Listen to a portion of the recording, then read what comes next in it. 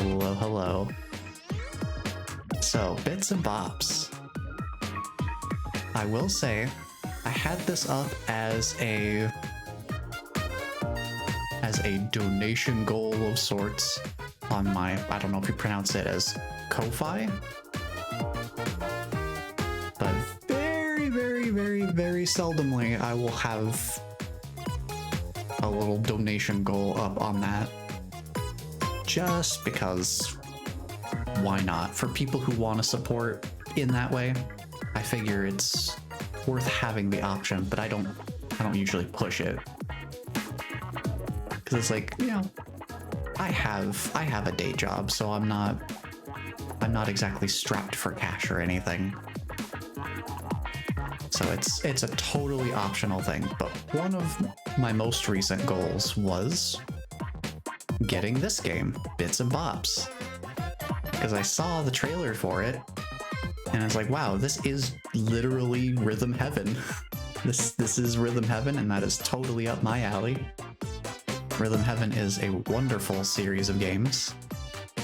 I have not played them all, but I have played a couple of them, and both of the ones I've played are very good, very solid. I can revisit them anytime and have an absolute blast. But I wanted to make sure that I say here, full disclosure, I was impatient and I did want to play the game. So because I didn't have a great place in my stream schedule of once a week to kind of slot this in, because there were other long-term games I wanted to keep playing, I did end up playing this on my own. So this is not a blind playthrough of Bits and Bops. So this will be more of like, this will have more of the vibe of, hey, here's this cool game that I played, let me share it with you all. Because I feel like that still has some value. You can see I've been up to some stuff with this game. Just a little bit. Just a little bit. I may have gone through and gotten true perfect on everything because I'm insane. But it's fine, we don't worry about that. We certainly don't think about some of the mini-games. Just putting my testing my rhythm, pushing it to its absolute limits, and potentially even further beyond. But I'll just use the blank file for now. So yeah, if you couldn't tell, I figured that's why I wanted to say full disclosure up front, because if I go in here and it's like, whoa, that first file looks very complete. It's very thoroughly complete. I just wanted to say that up front, just to make sure it's clear. Hi there. Welcome to the Bits and Bops safety video. Before we start, I need to know a little bit about you. Do you like to be shown the ropes, or do you prefer to figure things out for yourself? Since I've already played, I'm gonna go with let me work it out. I thought so. I know an independent go-getter when I see one. Anyway, now that we've gotten to know each other, let's move on with the video. I don't know how a video is allowing multiple choice decision points here and reacting to it in real time, but that's fine. We let that slide. Because this is no ordinary record store, so you'll need to learn a thing or two before you can browse. First things first, let's check your equipment. Let me see, what have you got there? Looks like you're using a mouse and keyboard. That's great. If you like, you can use the keyboard to navigate and the mouse buttons to play the games. No thank you. Most mice tend to be more responsive than most keyboards. It can help a lot. Don't worry. I'm a keyboard person. I play the keyboard, just not a piano keyboard. If that sounds good to you, you can go ahead and start using the mouse right now. Now, The games in Bits and Bops use up to 2 buttons, and it looks like you have more than enough. What do you think? Can you handle 2 buttons? Only 2? Yes, only 2, I'm afraid. But don't think that means it will be easy. If you change your mind, come back here or head over to the settings at any time. Anyway, that's it for input. Okay, let's move on to audio. Give me a second to start the metronome. Oh, they're calibrating, okay. I ran a calibration of my own just before, so hopefully it lines up still. Just keep going until we get a good reading.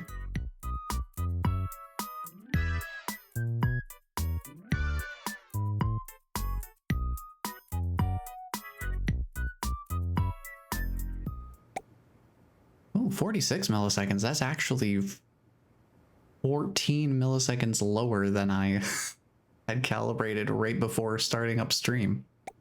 I guess we'll see how this goes. There's only one golden rule. Everything happens in time with the music.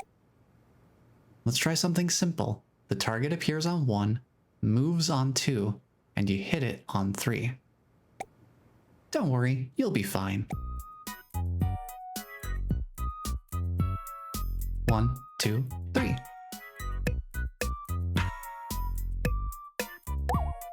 Ooh, a little bit early on that one. You've got it. We're almost done here. There's just one more thing. Since everything happens in time with the music, the most important thing is to listen. If in doubt, trust your ears over your eyes. Let's try the same test again, but with more personality. And real quick, just to mention, this game does have some accessibility settings that they've added in with some updates. So I have tried to make this as minimally visually disruptive as possible.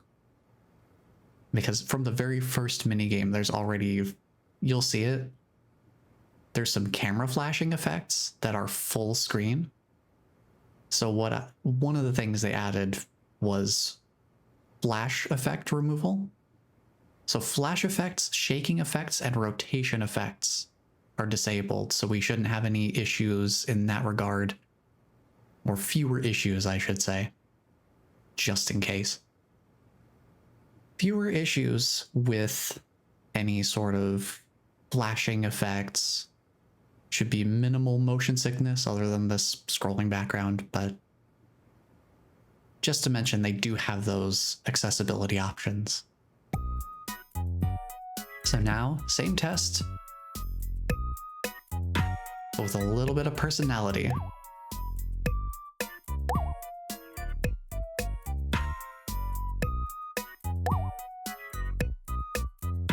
Yeah, I'm hitting early. I think it's because I'm streaming. It's difficult for me to just kind of lock into something rhythm-wise. I think there's a reason I don't usually stream rhythm games, huh? Because when I play these types of games, I'm usually laser focused on them just to be super squarely on the beat. But I've already done that playthrough of being absolutely just perfectly on the beat, and it took a lot of attempts on certain minigames for sure. This concludes the Bits and Bops safety video. Thank you for your attention. You're now welcome to browse the store. Remember to listen to the music, and above all, have fun.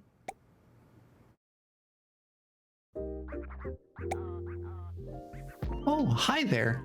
Welcome to Bits and Bops. I'm Bop, and this is my shop.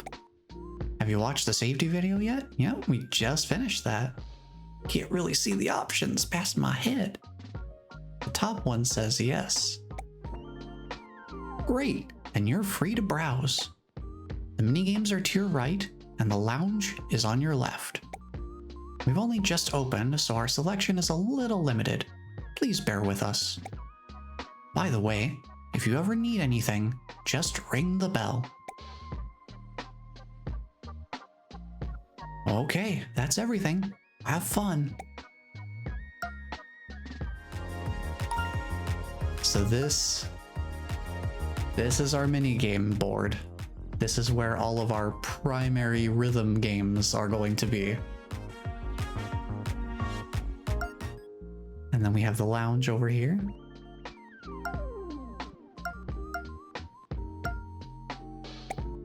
It's a chair. Wow. We love chair. You've got your record player here. Always make sure to remove the needle first before switching over.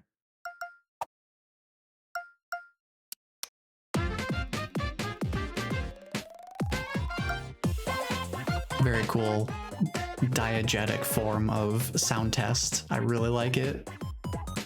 And you also have this little speed slider down here. And it actually works. So you can change the speed of stuff, which is also very fun. Ooh. Ooh. Put a little molasses on that tempo.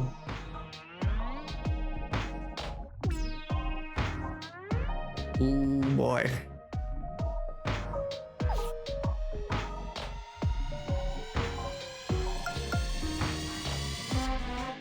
Ooh, boy. It's really chugging along. Weird Route title theme. Don't even. Don't even. I don't know, with the sound of the horns at this speed, it just reminds me of Spamton. Just be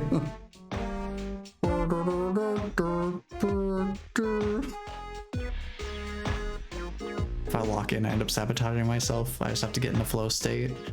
That's fair. That reminds me. Is there... Might not be on here yet. But also very cool diegetic social media links here. And this game also does have official custom map creation tools. So you can make your own tracks. Rhythm Heaven customs are very fun videos to watch, just seeing how people weave together the rhythm minigames to match up to different songs. There's some really cool stuff out there if you ever look into Rhythm Heaven customs. Very cool stuff. But let's play our first minigame, Flipper Snapper.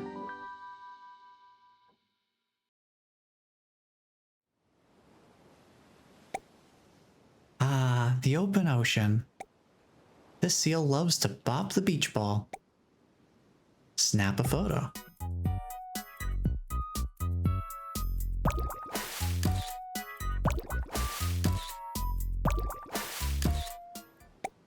It's a very simple, same thing that they taught us during the safety video. It's 1, 2, 3, and you hit on 3. Sometimes he likes to juggle the ball. What a show off. When you hear the bell, get ready to snap 3 photos in a row. Watch the ball for the timing.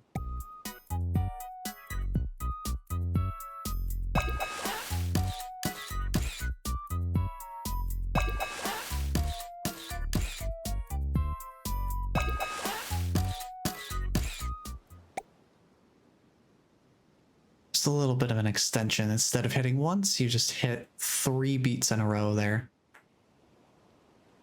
But the startup timing is the same. So that's teaching you audio cues as well. When you hear that bell, make sure you prepare for 3 in a row. Great. Now get out there and snap some photos. So here it is. The first rhythm minigame.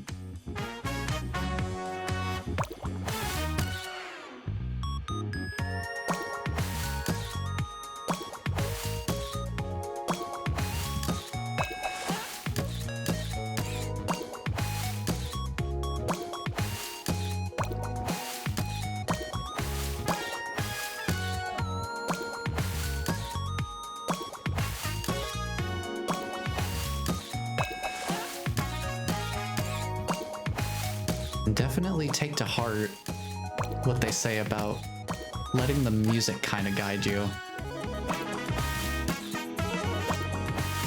Because the visuals are going to change up.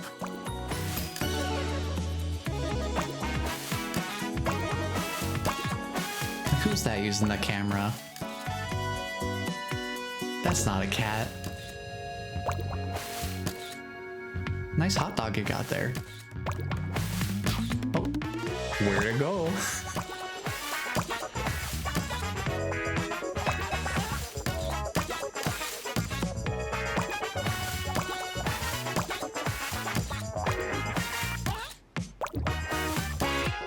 Ooh, the swap.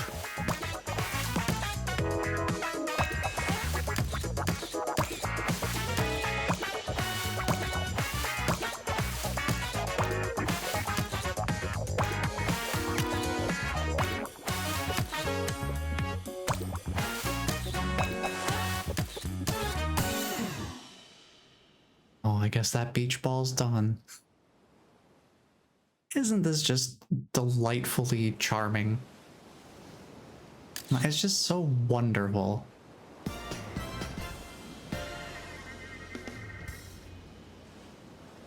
So just like Rhythm Heaven, we do have a sort of ranking system of sorts.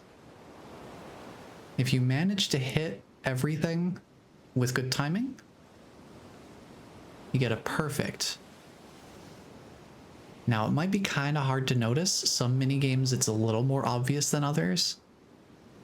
There is a ranking above this gold perfect. There's diamond perfect. And that's what I'm talking about, where you have to really just be almost perfectly on time with every hit.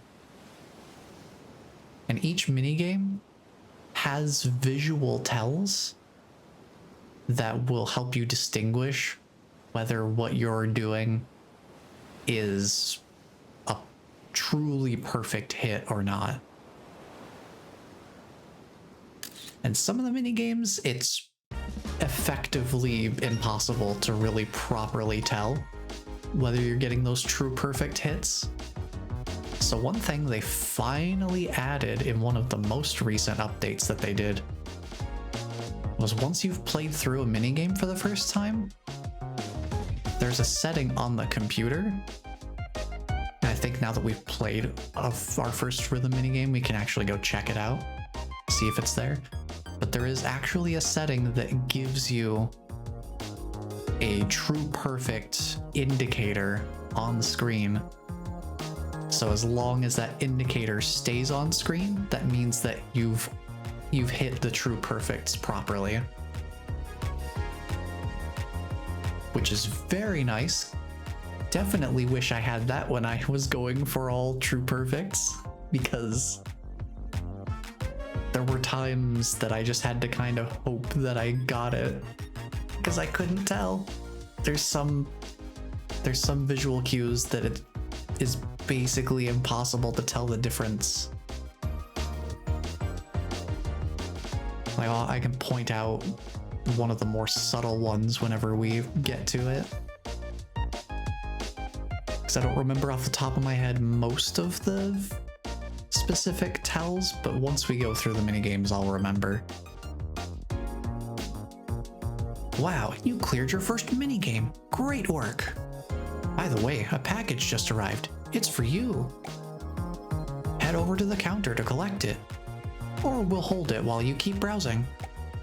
Remember to come back and check your mail every now and then. We can go check it out. Look at that tidy little stack. You've got mail. Let's take a look. You get a souvenir, a record, and a video for each of the minigames. Now, depending on how well you do, determines which of those collectibles you acquire. So, a little bit of incentive to go back to songs and get higher rankings. Wow, nice. Come back to check your mail anytime. And now we have visitors. Like this fella here. Gee, this music is a little slow. I think we can crank up the speed on that a little bit. Yo, I'm Raven. Raven the Raven. That's me. Oh, yeah, I like this music. Wanna dance? Sure. Woohoo! Look at him go! Oh, the little twist to the leg there, though. Man's got some moves.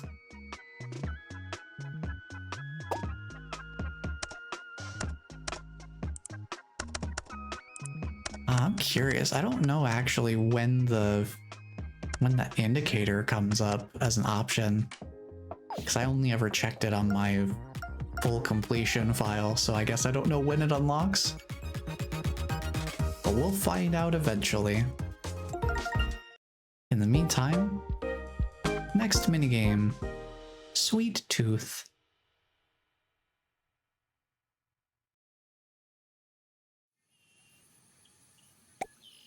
It's feeding time.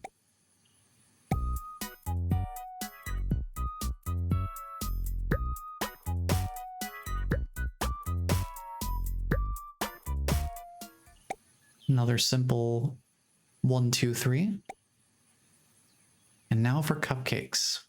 We tap for each one, and they're quick.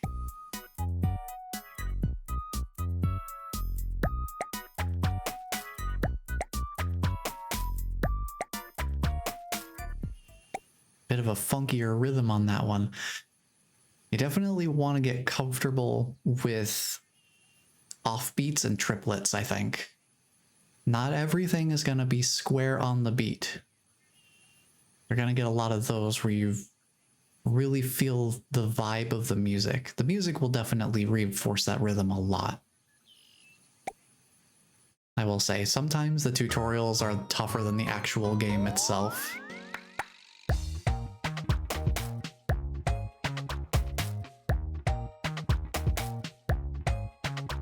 Because you can hear how the song itself really reinforces the rhythm well.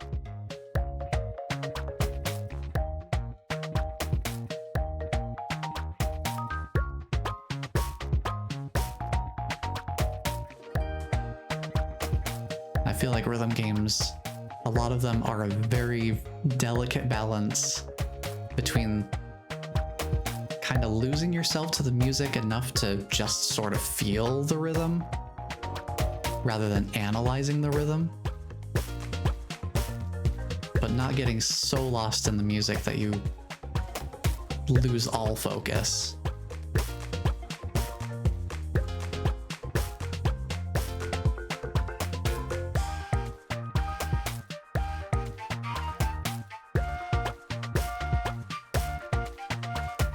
This is probably one of my favorite minigames though.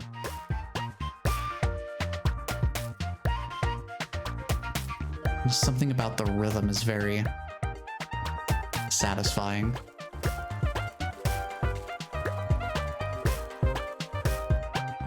And I think the sound effects of the chomping sounds are also very satisfying.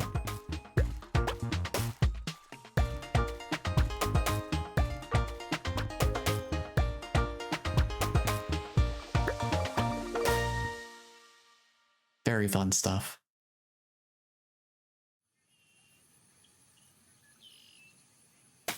You didn't leave a crumb. I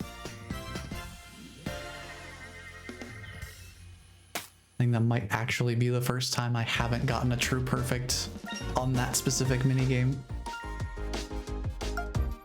I don't know, for some reason this one I feel like I just do very well with.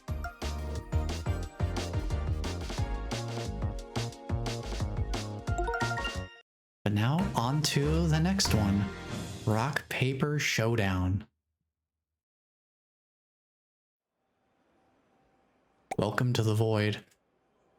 Is this what it feels like to be all alone? It's time for hand-to-hand combat. Just you and me, mano a mano. You know the drill. We throw on 3.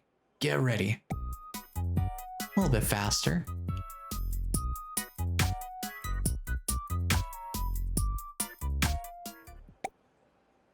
There's another simple 1, 2, 3, just upping the pace a little bit. You've got it. Stay on your toes. Sometimes I'll change it up a little. Listen for the cue to slow it down. Again.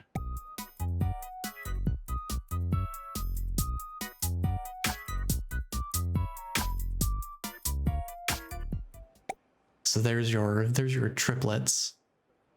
Just in case you were wondering if I was serious about including triplets. Yep. Yep, right here. Literally next minigame. I've got to hand it to you. You picked that up quickly. Now, let's rock.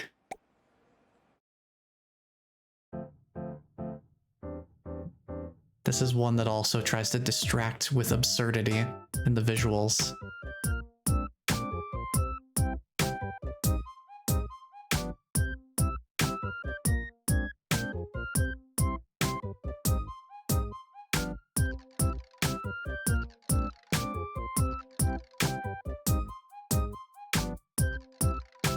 You'll see it.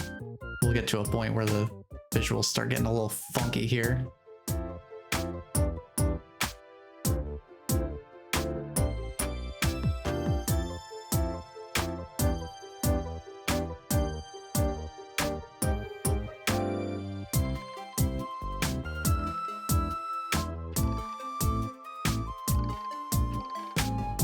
Now this part is pretty nice. Just really getting to settle into that triplet rhythm is fun.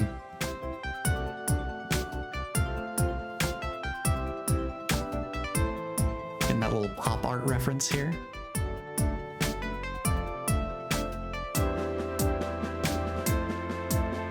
Also very reminiscent of the visuals of Lockstep from Rhythm Heaven. Just that big zoom out.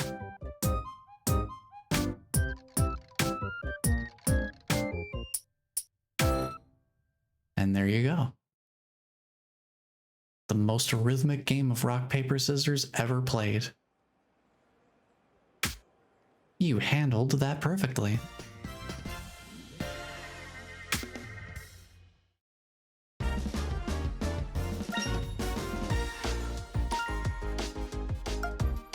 Now, I might be making these early games look easy. But trust me, when we get to some of the later minigames, it's gonna be intense for me. It's gonna get a little bit tougher for sure.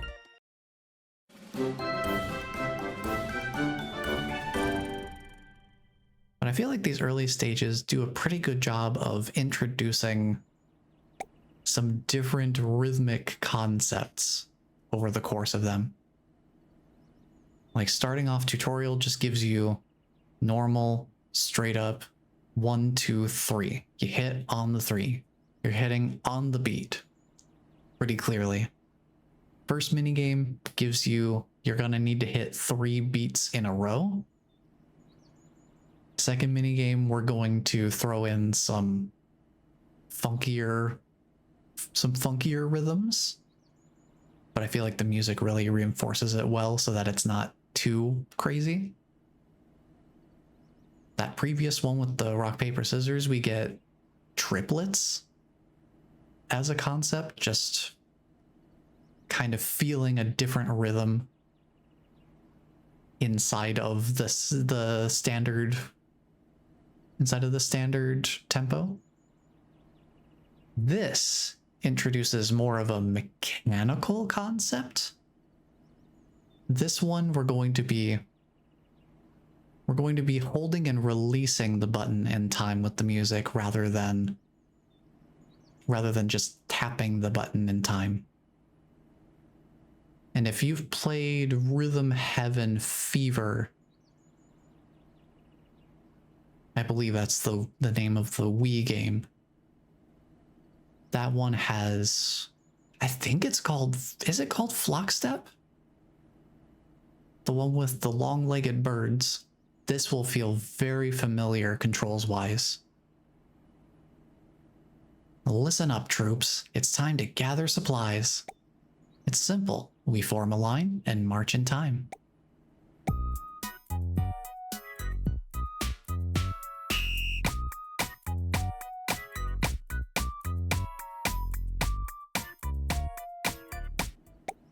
So yeah, when the foot goes down, when it's hitting the ground, that's me pressing the button down.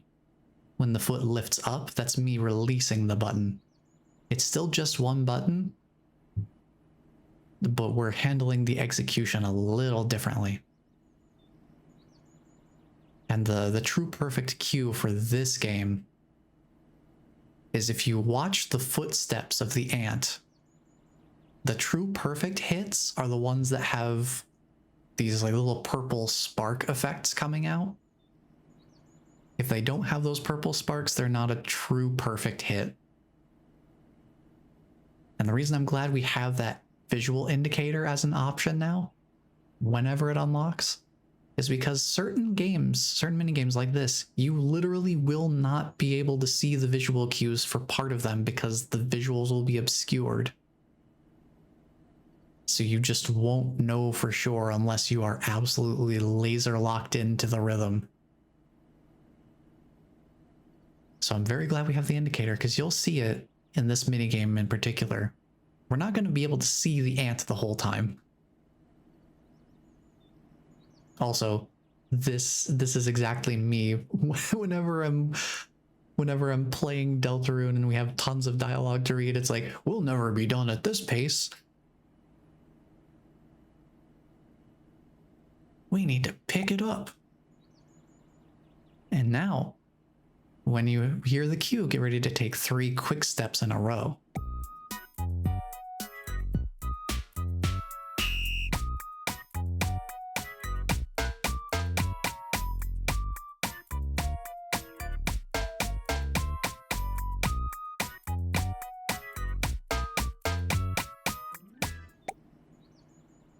So yeah, just a little bit of subdivision, I think that would be. Instead of hitting on the beat, you add an extra, you're just adding an extra note in between the beats when you hear that cue. Excellent work. You breezed through basic training. Now let's go join the others. Jay's played so many of these games, I'm awful at them. I mean, rhythm? Oh yeah, you're seeing visions of flamingos? Yep.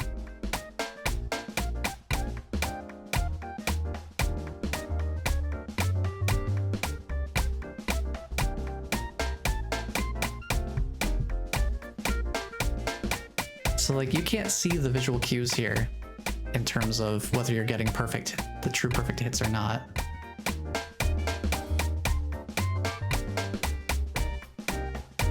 So you just kind of have to take it on faith.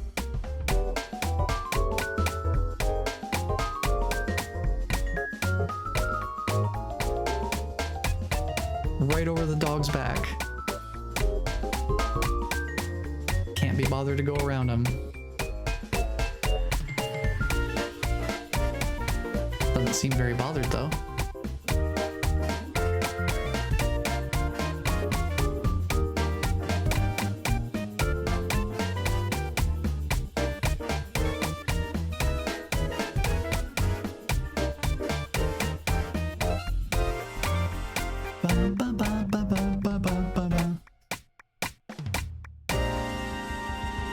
And what a spread we have assembled. Yeah, rhythm games are definitely not for everyone. Because I can totally understand. I definitely have my own types of games where it's like, I know this probably isn't for me. I know games like Civilization, just that sort of grand strategy, long-term planning, very heavily systems-driven sort of game. My brain is just not, it's not calibrated for that type of game. So that's kind of the closest analog I feel like I have to, like, yeah, I know if I tried to play a game like this, it would probably not go well, to say the least.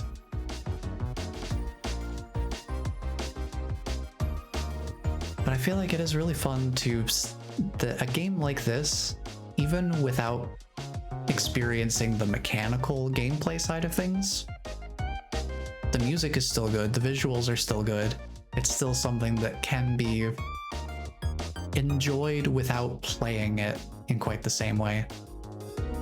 I feel like that's something that is potentially harder to get from different types of games. Whoa, you just unlocked a mixtape. Mixtapes are special. They combine everything you've learned in previous minigames. This one looks lush and vibrant, like a tropical safari. I think you're ready for it. Give it a go. And in true Rhythm Heaven tradition, every minigame that we have played up to this point, it's gonna all get mixed together into a new song. So all of the minigames, all of their audio cues, they're all gonna come together and coalesce in this mixtape.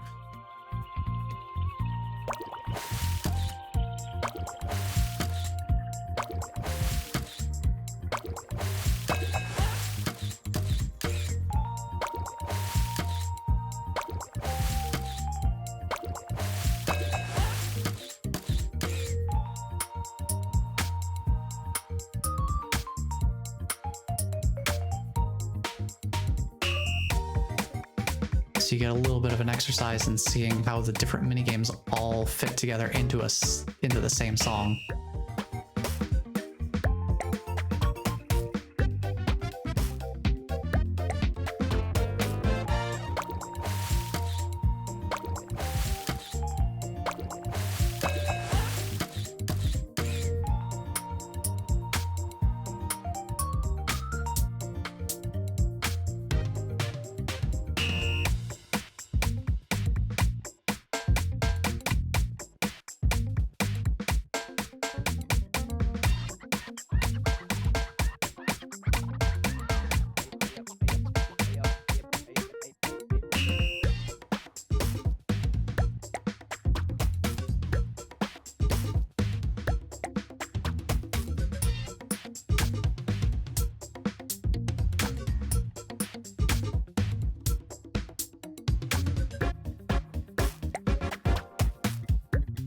Something else to consider with rhythm games as well.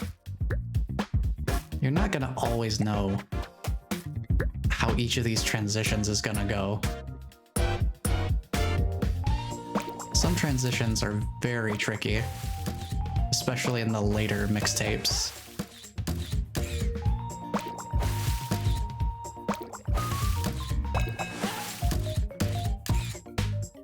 So I definitely wouldn't expect first attempts to be, you know, laser locked into every transition. So definitely, if you're not familiar with rhythm games and you're not quite in tune with how they work right away, definitely give yourself some leeway to just immerse yourself in the music and just kind of feel the learning process, and just, if stuff happens, it just is what it is. Trying to play through these mixtapes, especially since they're, you know, swapping between minigames as they go. The mixtapes in particular, definitely don't worry too much about getting the perfect run the first time you play them. Give yourself a chance to kind of observe and see how the minigames transition into each other. I feel like that really helps. It's really a matter of expectation, just setting the right mindset for yourself. I'm one of those crazy people who really tries to just absolutely laser pinpoint, this game felt tight enough in its performance and timing that I felt driven to go for those true perfects. That does not have to be your goal. You definitely do not have to go for all perfects. If you just want to play through and you're just only wanting to pass a song with, I guess it would be like a good rating, that is totally fine. Whatever level you want to operate at, I feel like this game does a really good job of, this and Rhythm Heaven, I feel like they do a good job of not making that feel like a lesser accomplishment per se.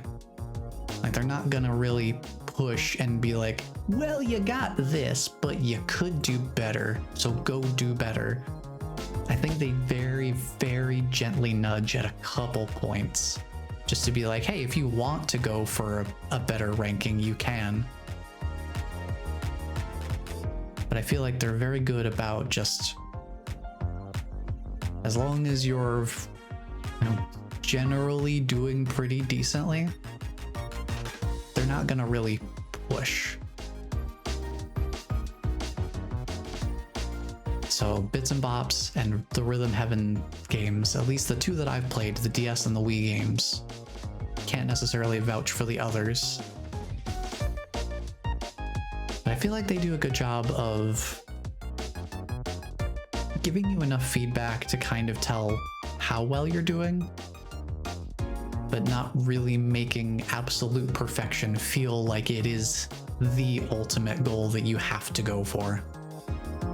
It is very much an opt-in kind of goal. Wow, you cleared a mixtape. Great work.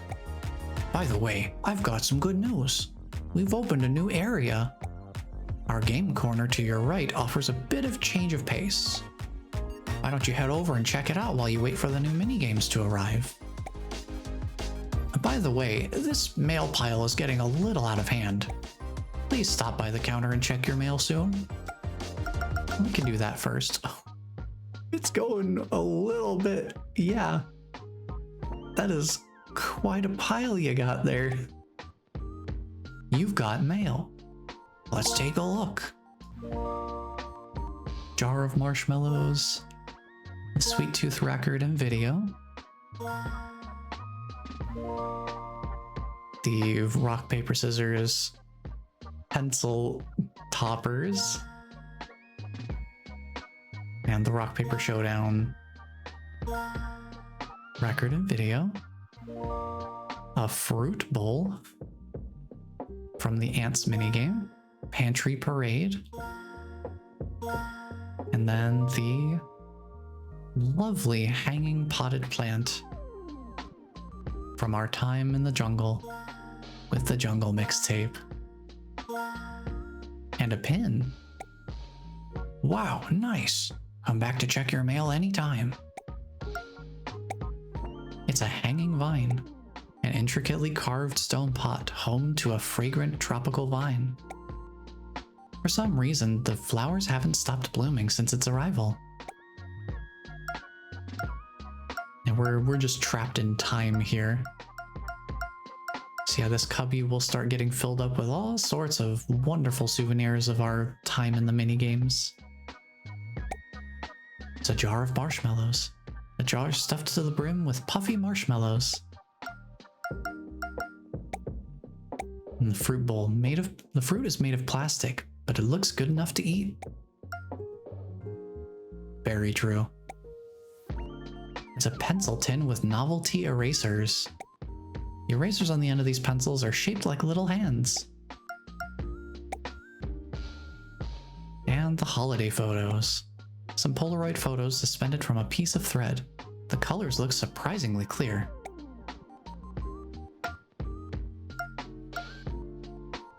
We have a new visitor. So I think every time you go into a minigame and come back out, it will repopulate with a new randomly selected visitor. So there's a good number of characters to meet if you want to stop in here after each of the minigames. Hey, I'm Disco. You might not believe it, but I'm a pirate. Right now, I'm searching for treasure. I haven't found any loot here yet. This shop is a little empty.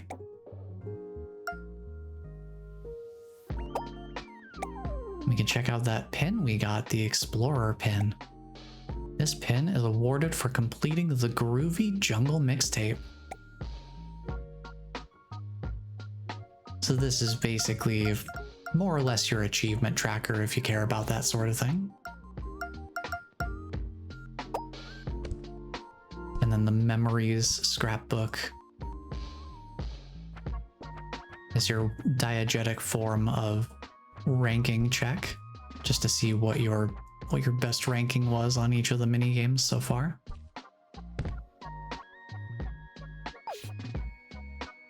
And the guest book for all the backers. For all the backers. I feel like this is a really cool way.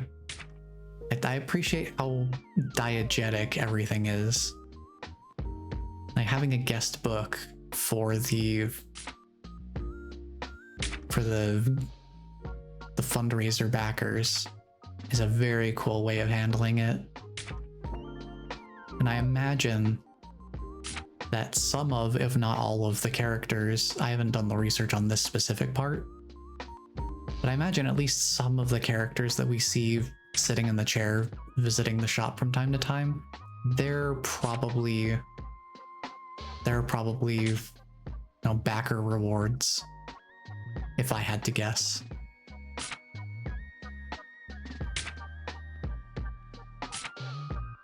But look at how many people supported this experience.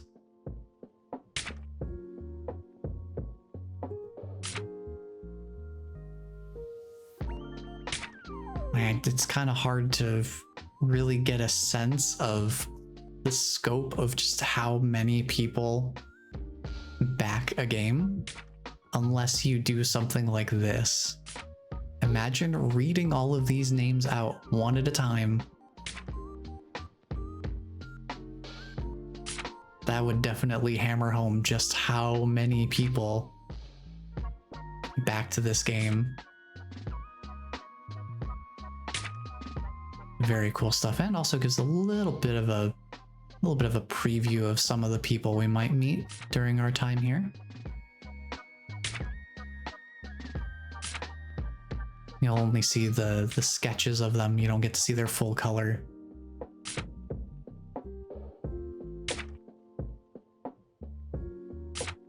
There's a lot of people. We're on page 75. Also, Axolotl. Very cool.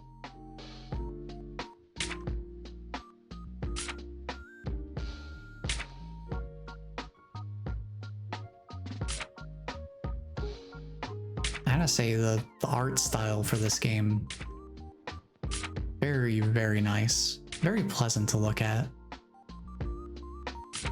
It's got a lot of personality to it.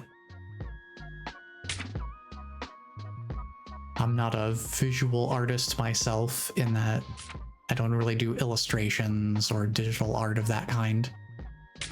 So I can't really offer much more critique than just, they look nice. They look very expressive. You can tell a lot about the characters just by how they're posed and all that sort of stuff.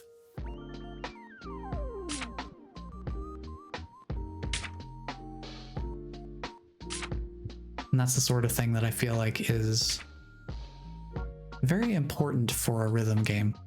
Aside from the music, because of course, if you've got a rhythm game, I feel like step one is making sure you have good music to play along to. Because otherwise, playing the rhythm game isn't going to be as much fun if the music isn't fun to listen to. I feel like right behind that, visual presentation. And that's the end of the guest book.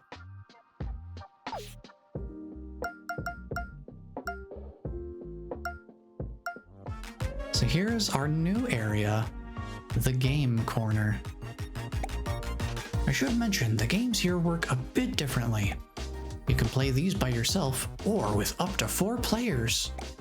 Once you've had enough, you can quit at any time from the pause menu. Okay, that's everything. I'll be at the counter if you need me. Have fun.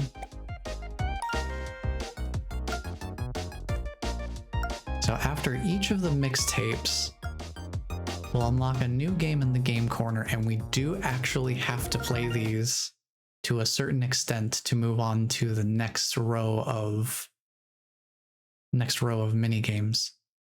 And part of the reason I know this is because I actually have considered doing a speed run of this game. And I have the route written out and everything, so I have a play-by-play guide to actually do a speed run. But I've never put a full run together. And I will tell you exactly why when we get to the point where the runs usually fall apart for me. Because it's at about the halfway mark of the entire game. But we'll cross that bridge when we come to it. For now, let's take the stage. And conduct.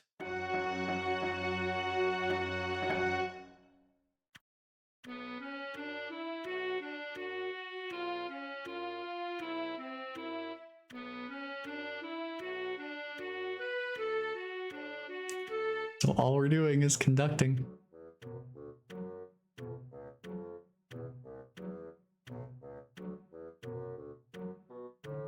So you can do this however you want to.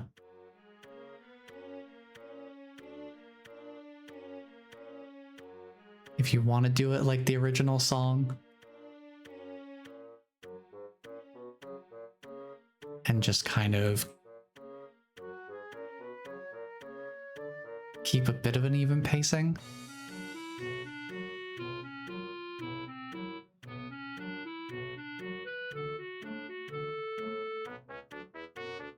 And just slowly speed it up.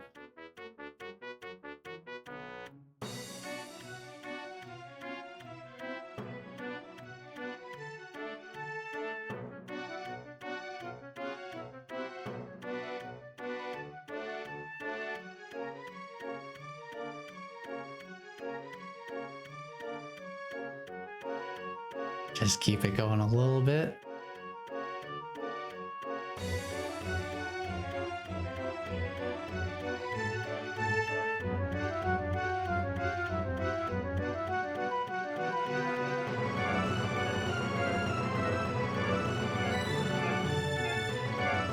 And here comes my favorite part. I love these trumpets. They're so good.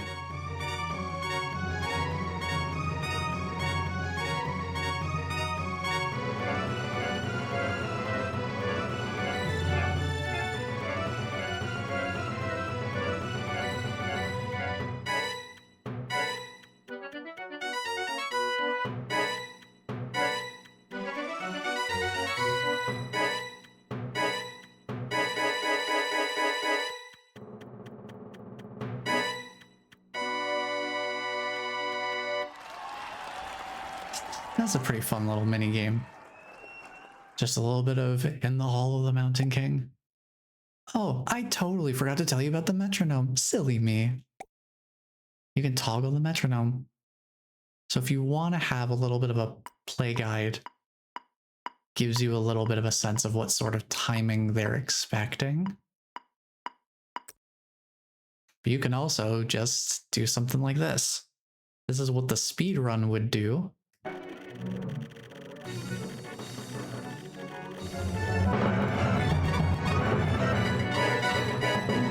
There you go. Wasn't it beautiful?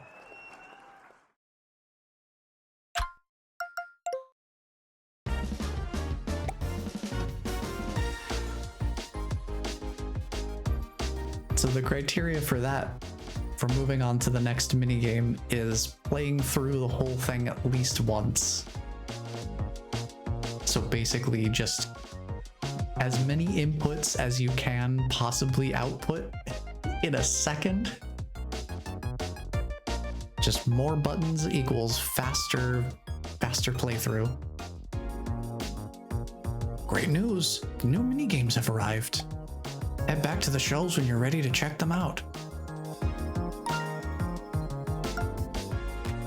Alright, on to row 2. With Bebot and the Fly Girls. Now here I believe we start getting our second button added in. Listen up, crew. We've got moves to learn. When we clap 3 times, tap 4 times to dance.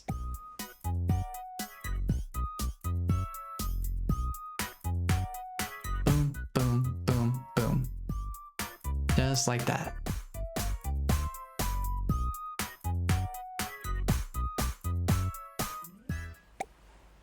Not too bad. You've got it. Now for an advanced move. So now we hold the alternate button. We hold our second button. Hold it to spin, release to freeze.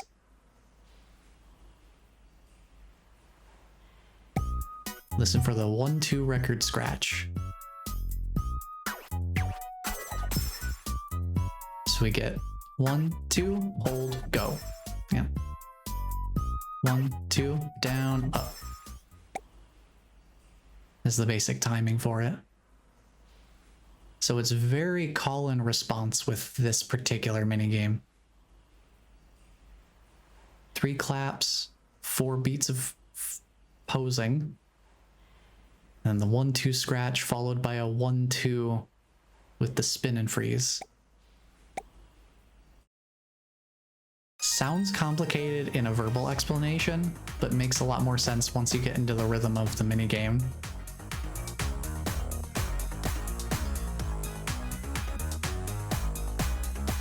As tends to be the case with these types of games.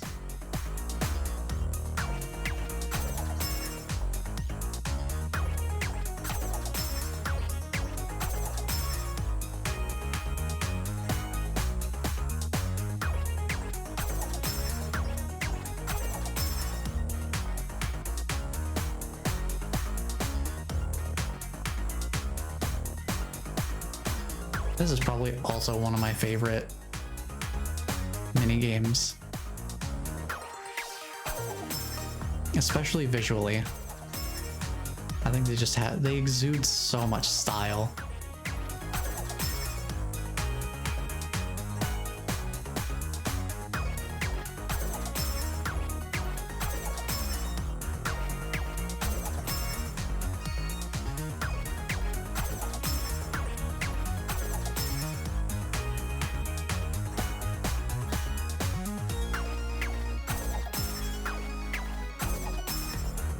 We get some offbeats.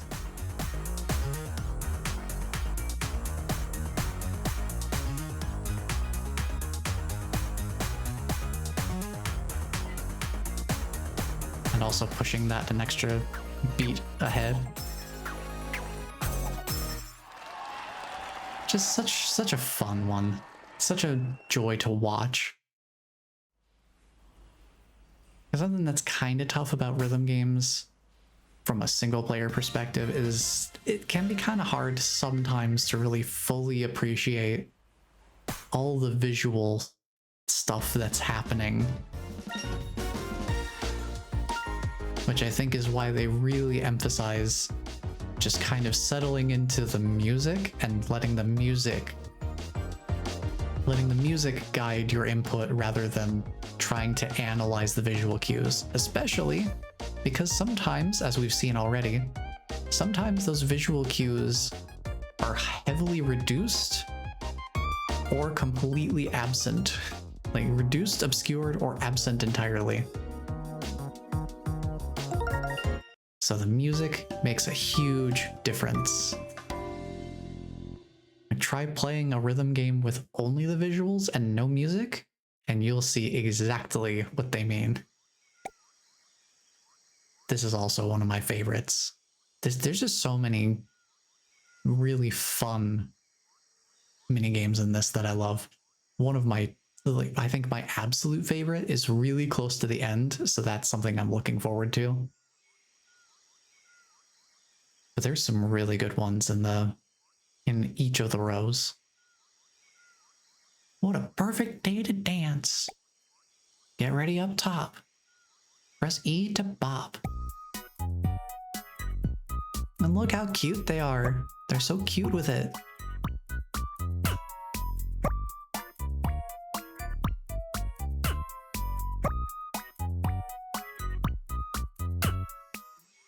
So this one, if you think about it, is kind of a count to 7.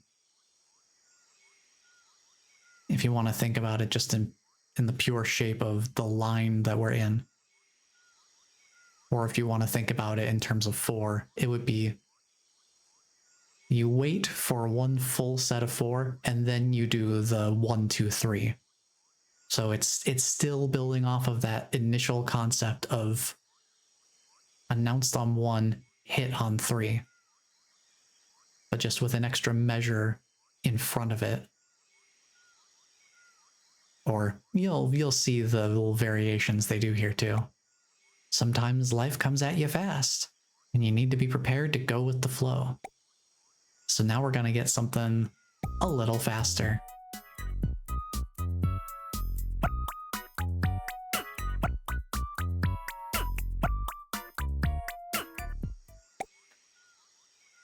So this one is definitely feeling the rhythm in relation to how fast the next caterpillar coming up is going to be coming at you, or glowworm in this case. They're not caterpillars, they're glowworms.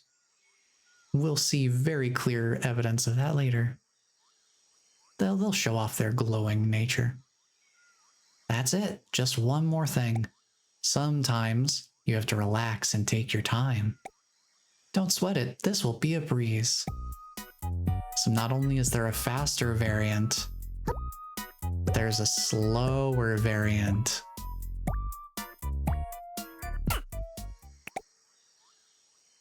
So the real mixture here is when they start putting a few of them in the line at the same time, and you kind of have to prioritize.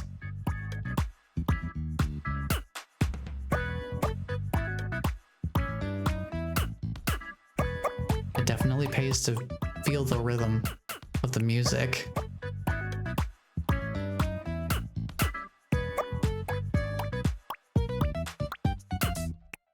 They also love their offbeats here, so be prepared for that.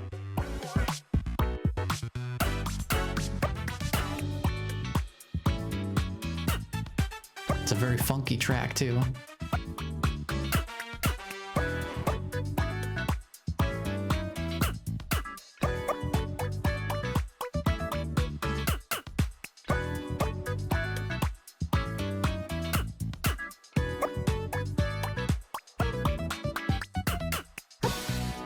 And then they do a little bit of this. Look who's coming up. Look at them glow.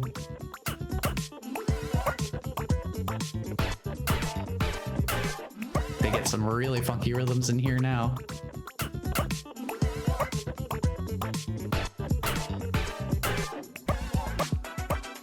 So that switch up.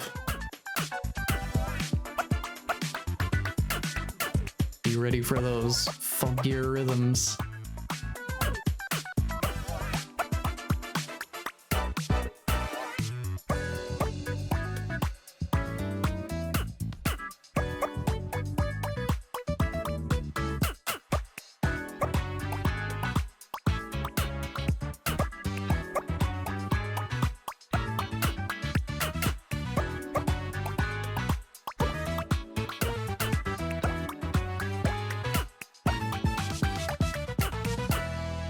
Very fun. And once you really do settle into the rhythm, that one's a lot of fun. I greatly enjoy the rhythmic shakeups on that one. I feel like that would definitely be a sticking point for a lot of people, especially if you're not used to rhythm games. That one can definitely, I could see how that one would be very overwhelming for somebody.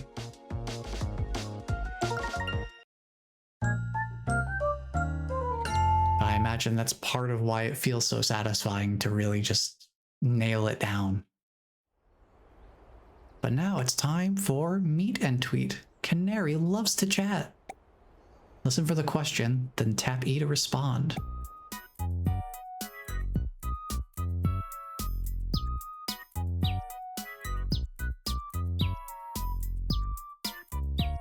Same concept, still working off of the announce on 1, hit on 3. Conversation is best when allowed to flow naturally. Try the same question without the bouncing ball. So there's no specific visual helper at the bottom.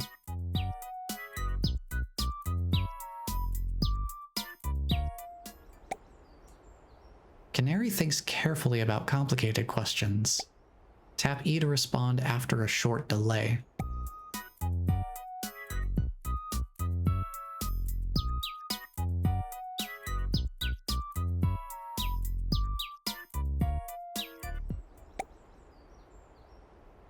So that one, I'm not sure, how would I explain that?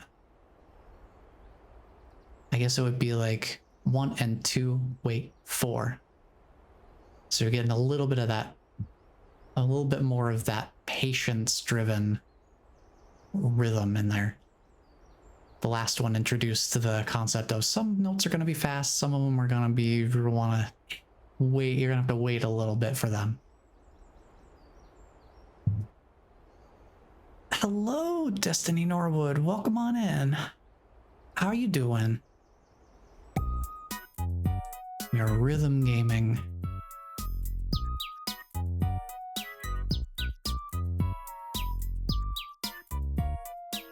Just having a nice little conversation with the radio. I'm doing pretty good. It's warm outside, but thankfully I'm not outside. Because goodness gracious, it would be quite draining to be outside right now. I think it's, what, like in the 90s? In the 90s right now? And relatively humid? Not as bad as it's been in past weeks. Yeah, still this very, very warm.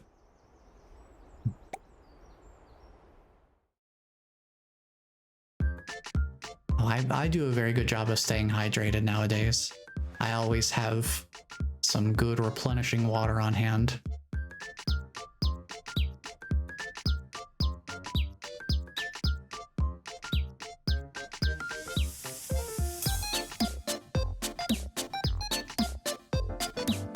Now these visuals are fun to look at. This is like, look how different their lives are.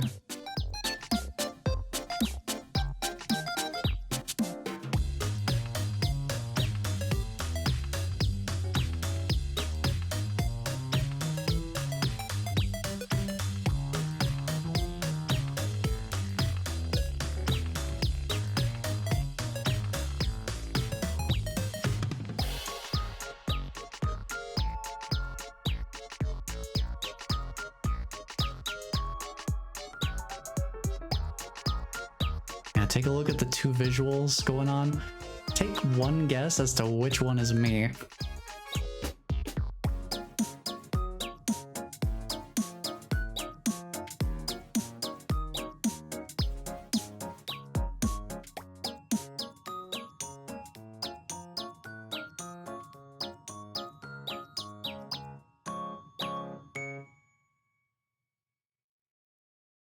I'll tell you, it's the one I'm playing as. I guess I just never grew up a very outdoorsy person.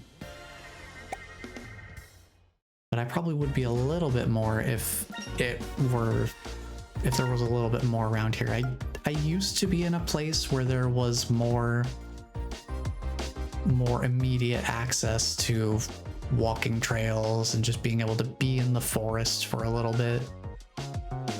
Where I'm at right now, you really have to go out of your way to find a place. So I unfortunately don't get to do that as much, but I do walk to and from work, and the work that I do is, you know, more physically driven.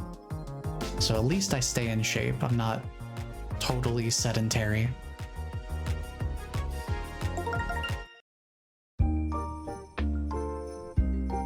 But yeah, that just not so much the chips, because I don't usually eat chips very much, but the ice cream, yeah, that's pretty accurate to me. I'm so glad you've come skating with me. Let's start simple. All you have to do is wait a beat, then skate a beat. Don't worry, I'll be right beside you.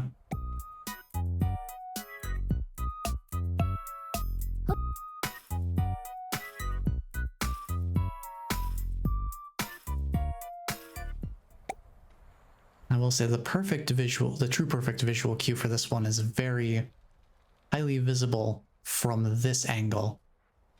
You see those big pink sparks that come out of the skates whenever we get a true perfect hit. But they'll shake things up a little bit. That's it. I knew you'd be good at this. I think you're ready for something more advanced. When you hear the bells, get ready to take 2 quick steps. You can do it.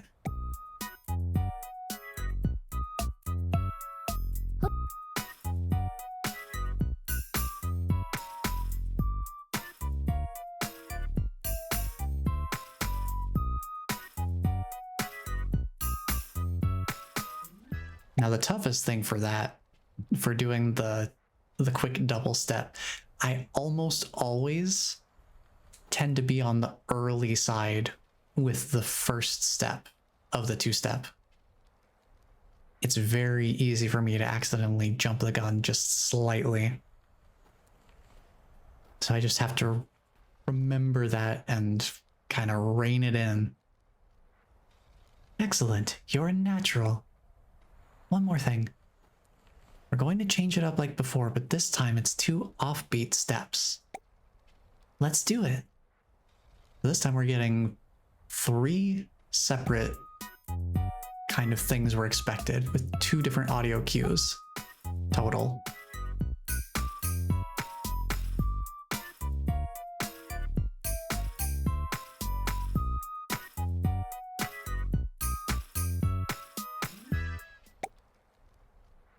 And that's how it goes. Perfect. That's everything. Now what are we waiting for? Let's skate while we have the rink all to ourselves. Which certainly won't be for long.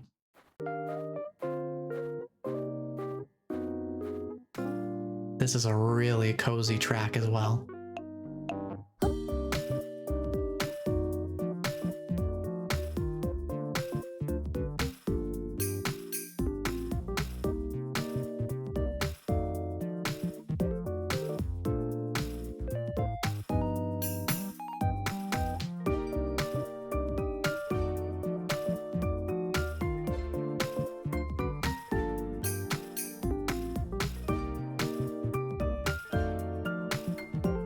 I feel like this one is very easy for me to just kind of settle into.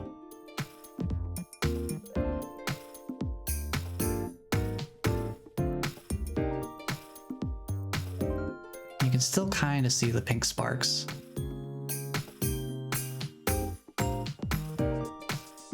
From that top-down angle.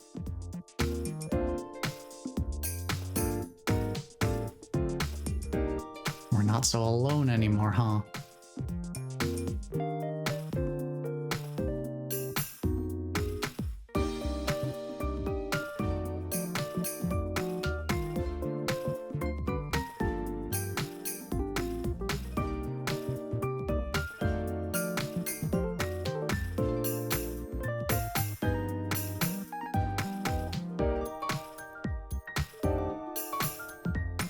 Someone made a snow bop up there too.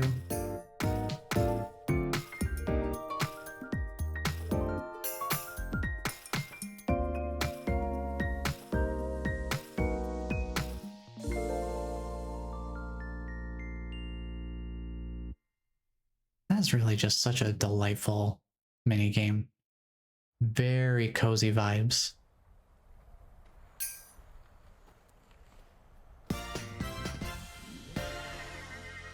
We're perfectly in sync.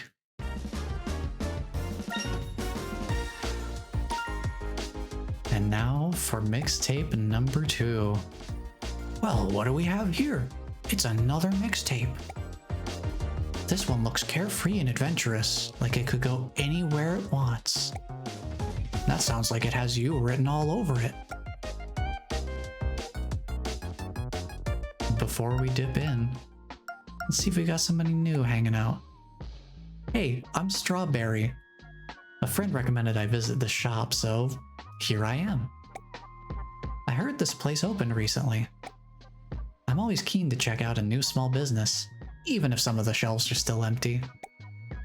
What about you?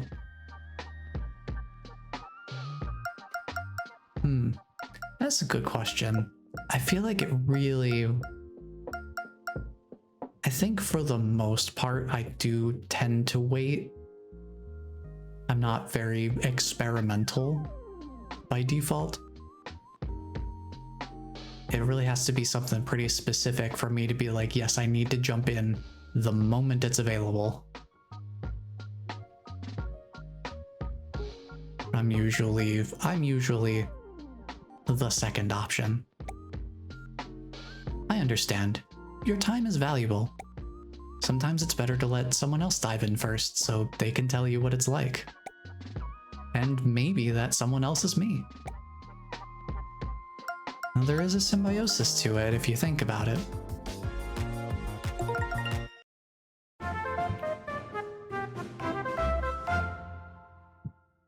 Alright, Sky Mixtape. This one was kind of a tricky true perfect, mainly because of these birds.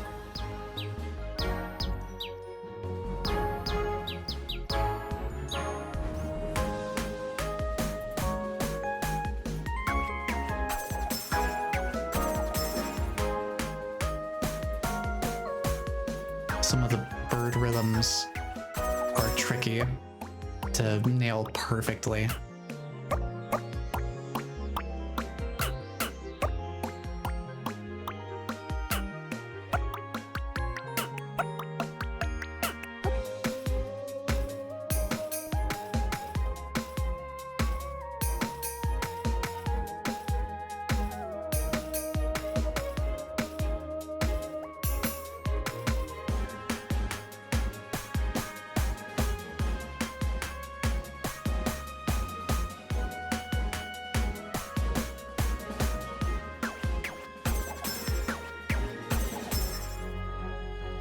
Oh, here we go. The switch up?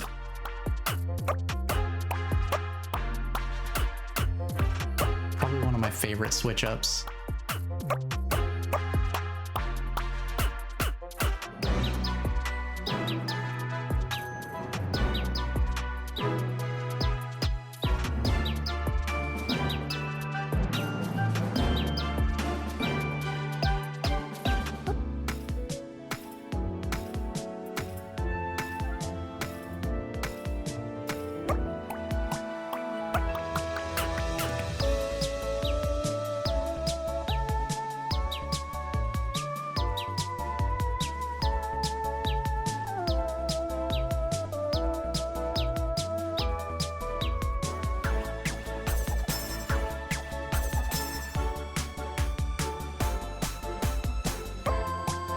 Some of these get a little tricky to keep track of.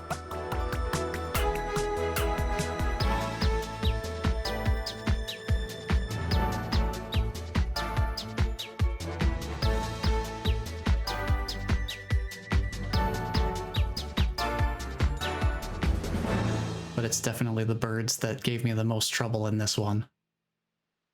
Especially when they overlap. Those are ones you definitely want to be listening. You gotta have your ears open for that one for sure.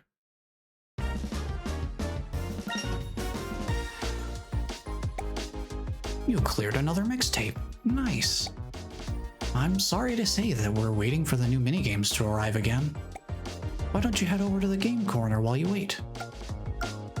I think the first thing I should do is check on this mail pile, because it is full up. Got the boom box from Bebot and the Fly Girls. I got this lovely plant in a bowl for flow worms. Kinda hard to see it with the mail pile where it is right now, but that's a it's a stuffed version of the yellow bird. Little plushie from the Meet and Tweet minigame. We have a snow globe of the ice skater bears from Steady Bears. And the plane from the Sky mixtape.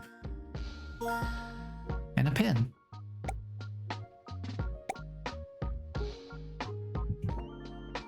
I've been having a pretty good day so far. My day has basically, usually the days that I'm streaming, my day starts with the stream. This is usually when I start my day anyway. Due to the kind of shift I work at my job. Since I've got evening shift, I'm not usually up early in the morning. So this is basically the start to my day. And I'd say it's a pretty decent way to start a day, at least for me. Howdy, my name's Rory. Nice to meet ya. I just love this lounge. The music is so groovy. Makes me want to tap my feet. Want to join me? Sure thing. Alrighty. Oh, look at him getting down. He got the shimmy. He got the shake.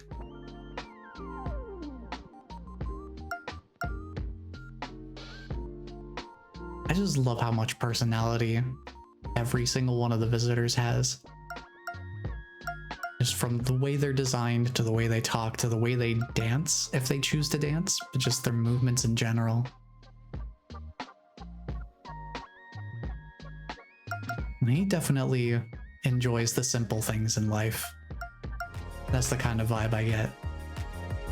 Okay, this minigame right here, this is the speedrun killer right here.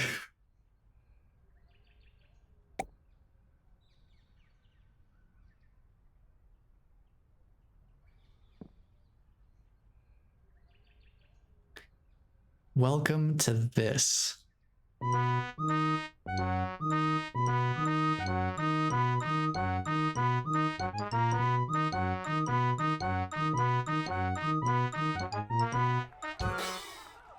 So you have to alternate.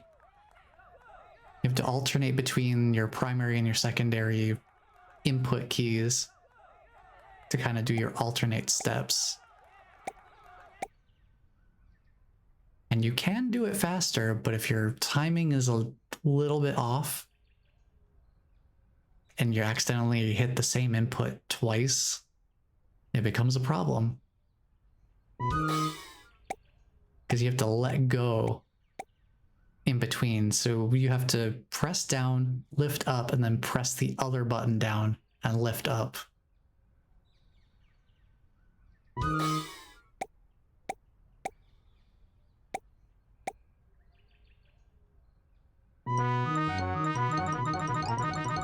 And you have to start slow.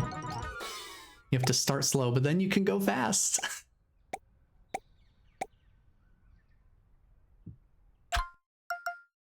So the thing that makes that tricky for a speed run in particular is starting slow.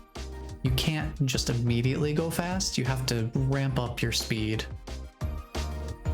And if you don't have that down to a science, restarting that minigame is a time loss you can't really afford if you're going for a record, basically. it's one of the tougher parts. Because, you know, the main mini games, since they're set to songs, you'll progress through them at the same pace regardless of how well you do, as long as you do well enough to pass the song. So these mini games here in the little bonus corner, the bonus corner is where runs go to die. This is where you make or break the run, basically. And that in and of itself, this minigame in particular is why I have not put together a full run to submit to the leaderboards or anything. But I have considered it. I mean, I mentioned earlier, I have written out the whole route of what inputs I need to do for like the dialogue boxes and all that. I have the route, it's just the minigame corner is a nightmare for me specifically. This is really where the time loss or the time save happens, aside from just menuing efficiently.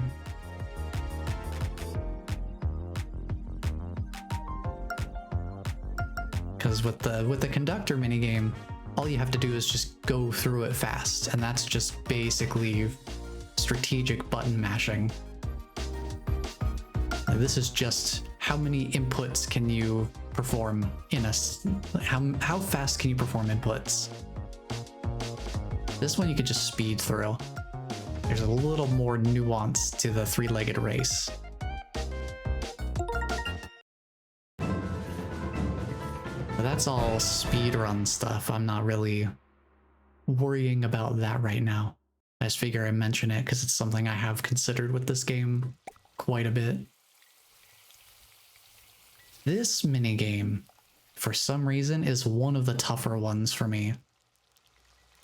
Not sure what it is. Something about the timing on the kebabs is very tricky for me. Listen up, newbie. You'll have to stick with me if you want to make it in this business. Let's start with the skewers. Wait for the pieces to align, then tap E to throw.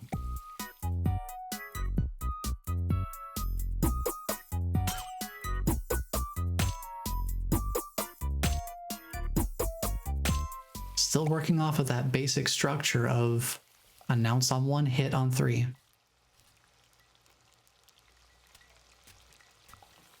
It's kind of incredible when you really look at it how many of the minigames do center around that initial concept of announce on 1, hit on 3. At least for their basic baseline cues. Now, for the toothpicks, tap E when the dumpling reaches the peak. These are a little faster, so make sure your fingers are ready.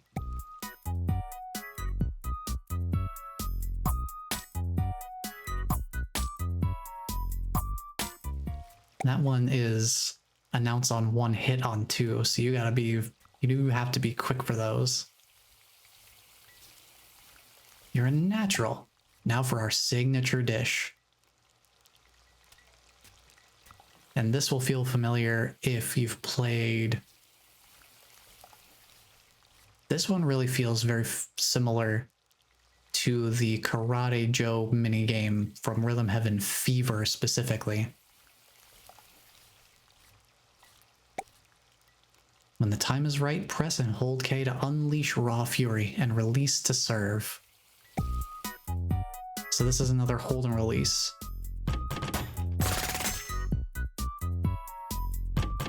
Down, up. Down, up. So that's the timing. You get a little bit of a wind up. And then you hold and release with the same timing as how the dumplings would show up, basically. Where it's just a 1, 2. Fantastic, that's every dish on the menu. We only serve 3 things here. Very simple menu. Now get ready, the lunch rush is here.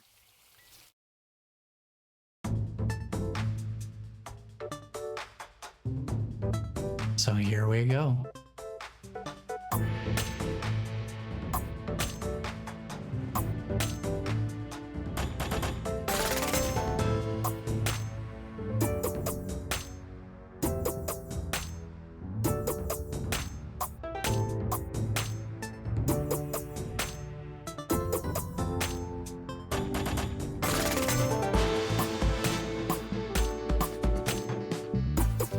So the visual cue you're looking for the true perfect hits here is you want those big yellow splashes there.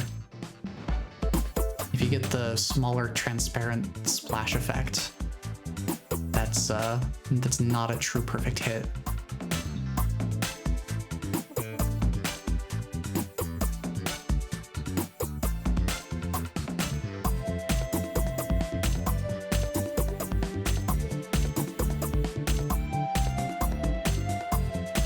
Some more offbeats.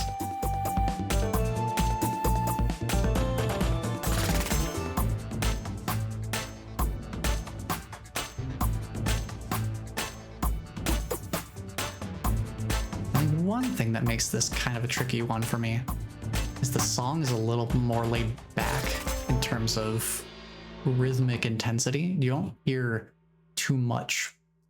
Like the percussion isn't quite as stand out.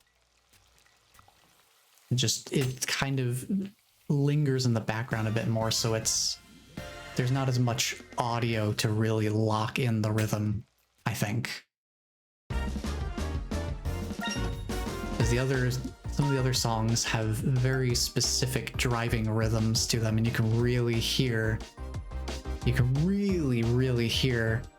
your standard 4 on the floor to kind of have a sense of your timing.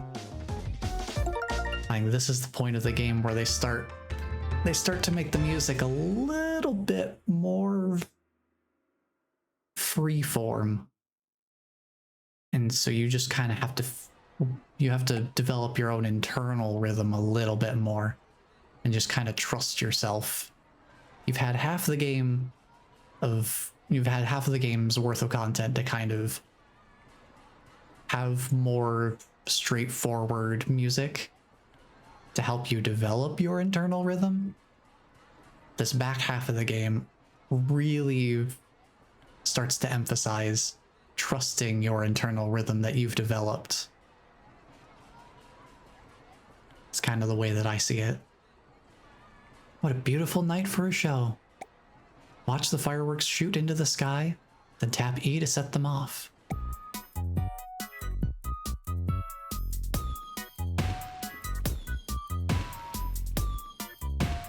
It's another 1-3.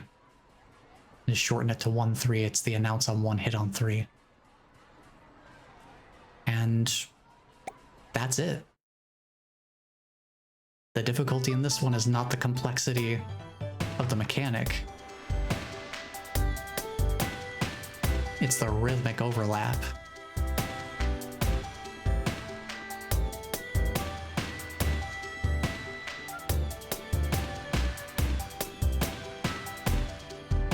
And the visual cue you would look for here for true perfects is you want nice, big, colorful straight lines.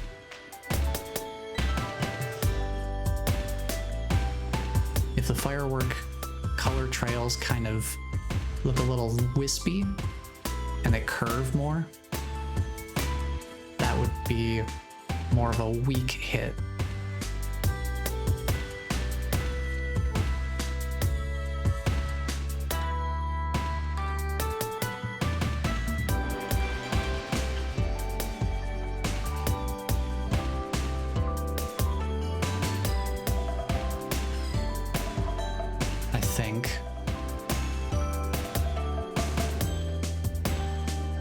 Trying to remember what the true perfect cue is. Oh, right, okay. So in the middle of the colors, there's a little bit of just orange sparks in the center.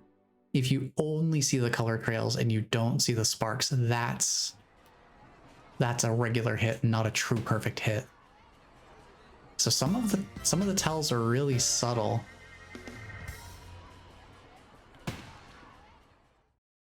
We still haven't gotten to the one in particular that's kind of insidiously difficult to see.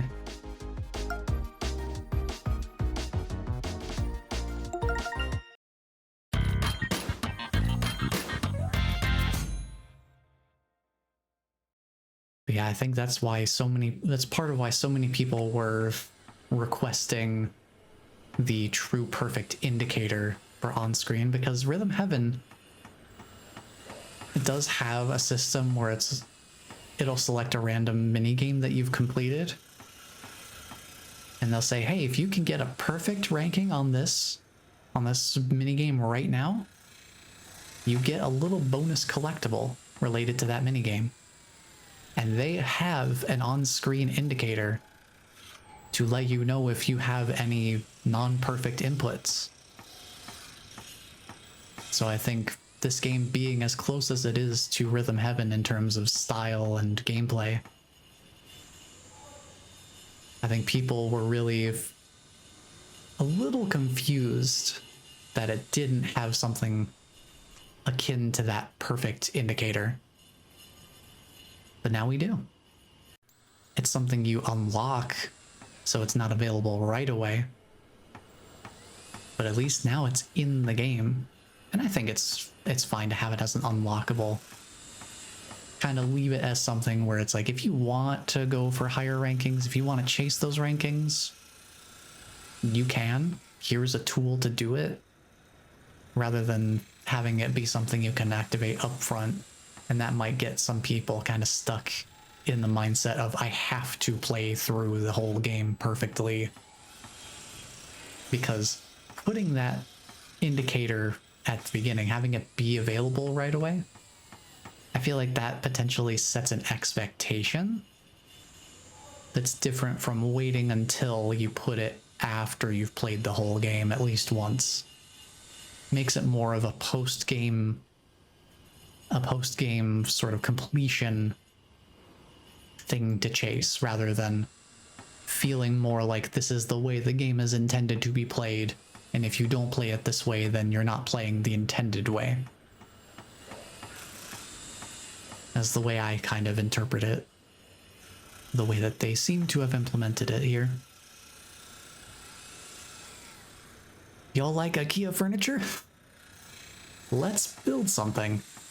I'll put the nails down, and you hammer them in.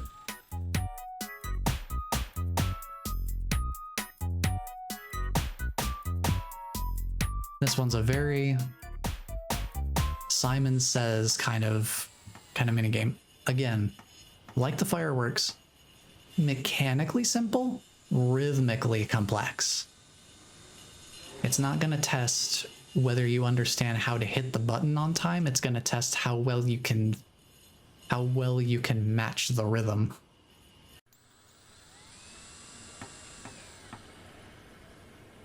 Fantastic. These instructions get pretty complicated, so make sure you keep an ear out for the change in rhythm. Let's build this. This is probably... This is a fun one for the rhythm of it all.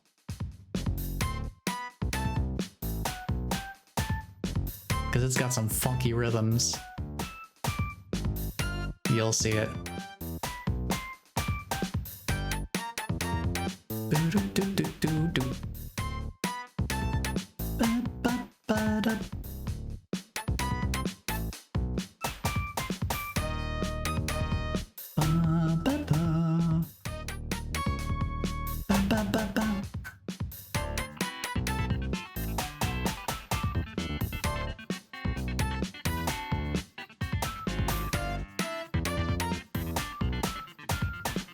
It's very funky.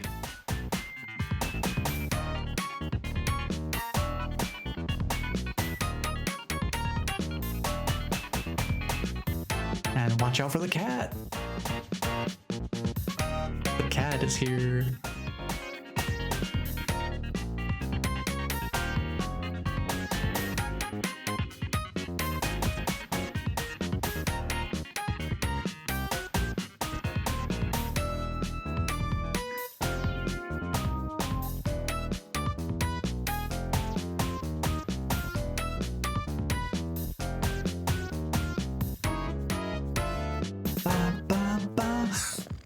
zoom in is always so good.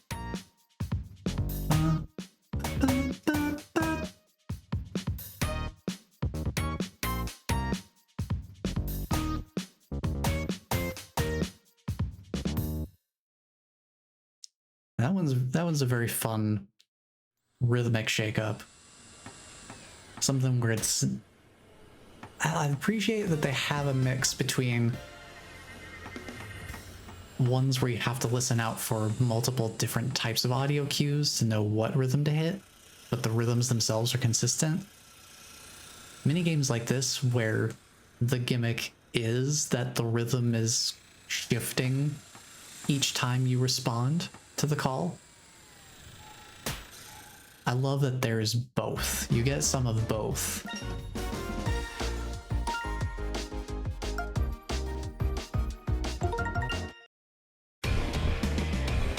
Volcano. This is another one that gave me a lot more trouble when I first started going for true perfects on this and its incorporation in the mixtape coming up next. We'll go through the tutorial first, and then I'll kind of explain how I approach it to kind of make it easier on myself and make my timing a little bit more focused. Welcome to orientation, newbie. Today we're learning to work the hand part. Just follow my lead and tap E to push the handle. 1, 2.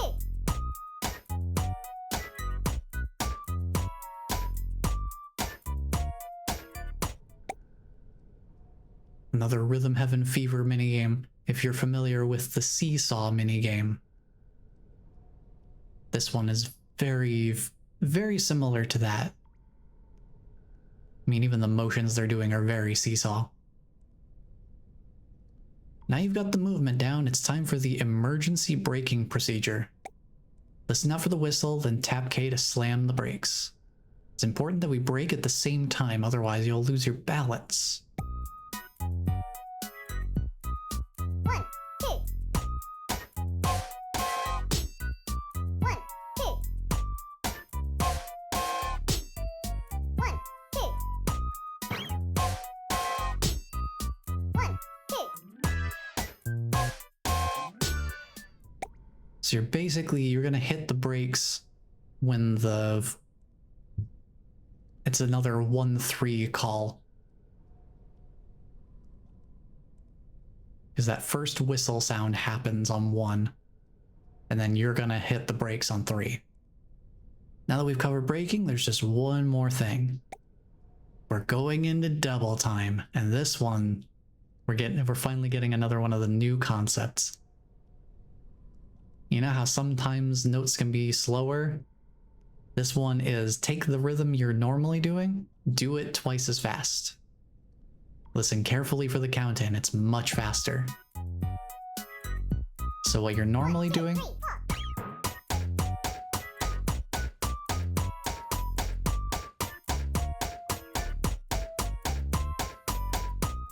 same rhythm, just twice as fast. Fantastic, just in time for your first shift. Now this is a stage that definitely has a lot of visual effects on it normally.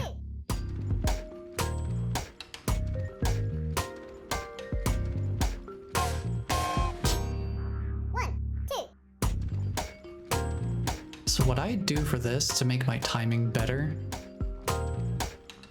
kind of keep me on a stronger timing, I basically, you only need to tap the button, but I do the hold and release, like we did with the ants minigame.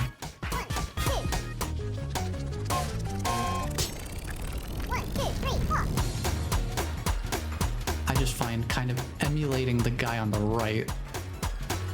If they're up in the air, so is my keyboard button. Whenever they're on the cart, I have have the button pressed down. I find that helps 1, 2, 3, 4. helps my inputs be a lot more consistently on the beat. 1, 2. 1, 2, 3, 4.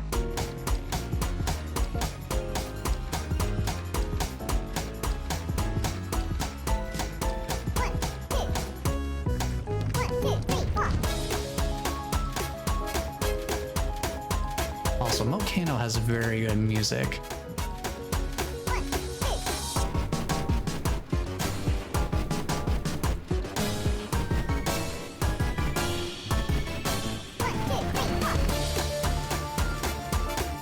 Probably one of my favorite songs in the whole game.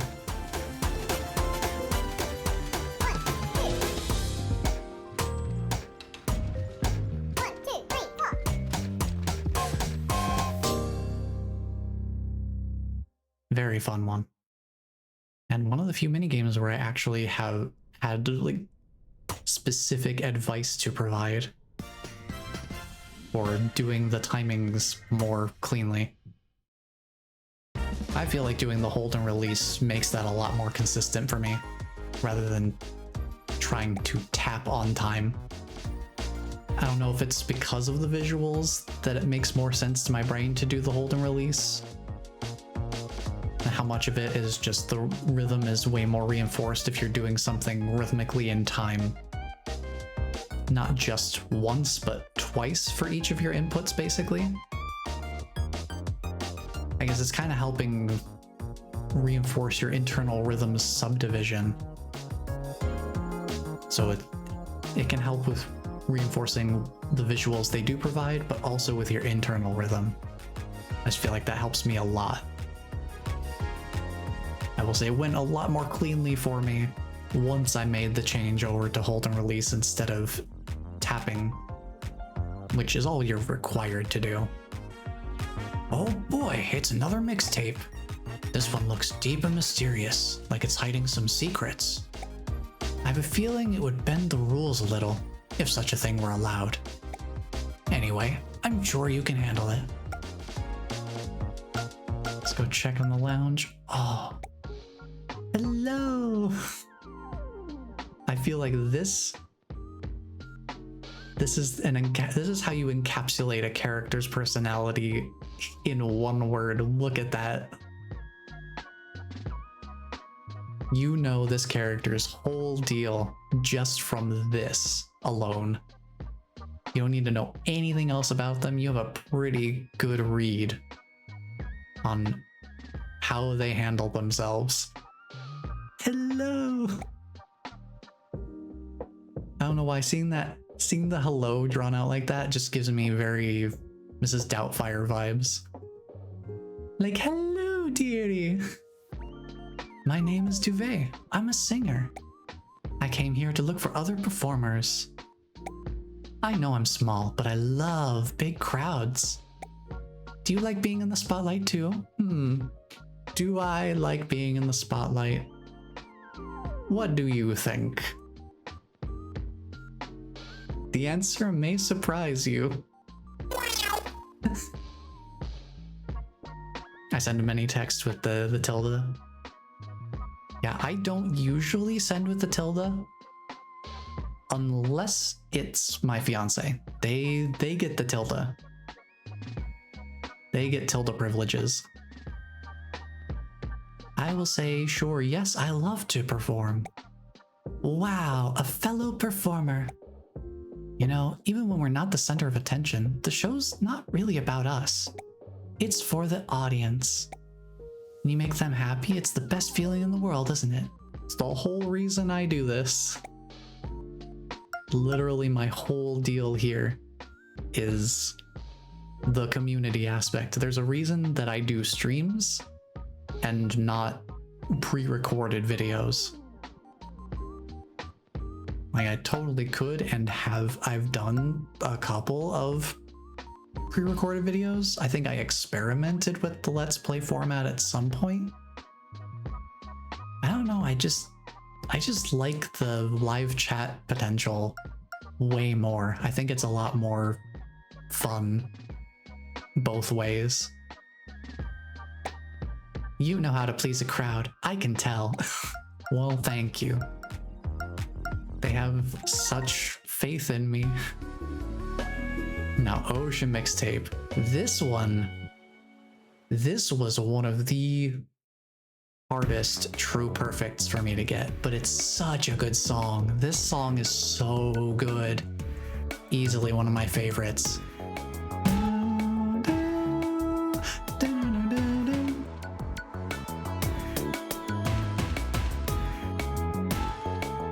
It's so good.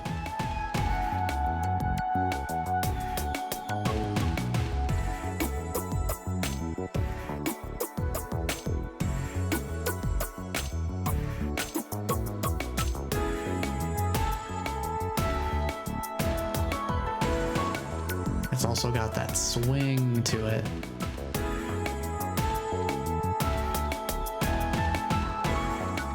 Biggest advice I can give with this mixtape: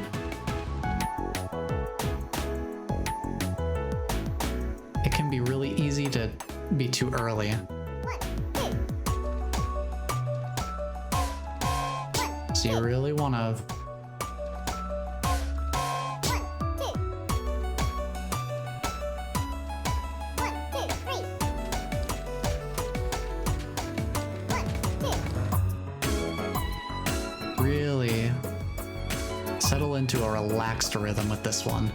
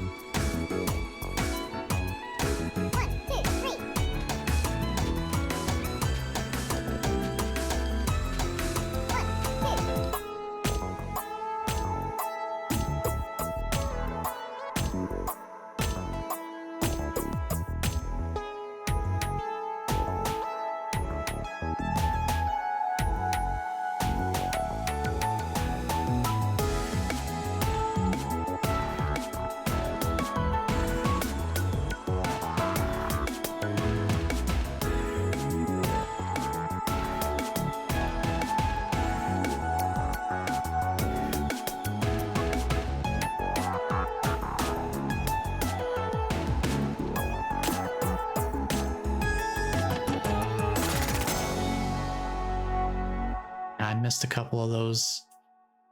I missed a couple of those hammer hits because I was trying to think of how to phrase the advice I was giving. So we got our first amazing rank. But I will say, to be fair, that is probably one of the most difficult true perfects to get. It certainly was one that gave me a ton of trouble. But it's such a good song, thankfully.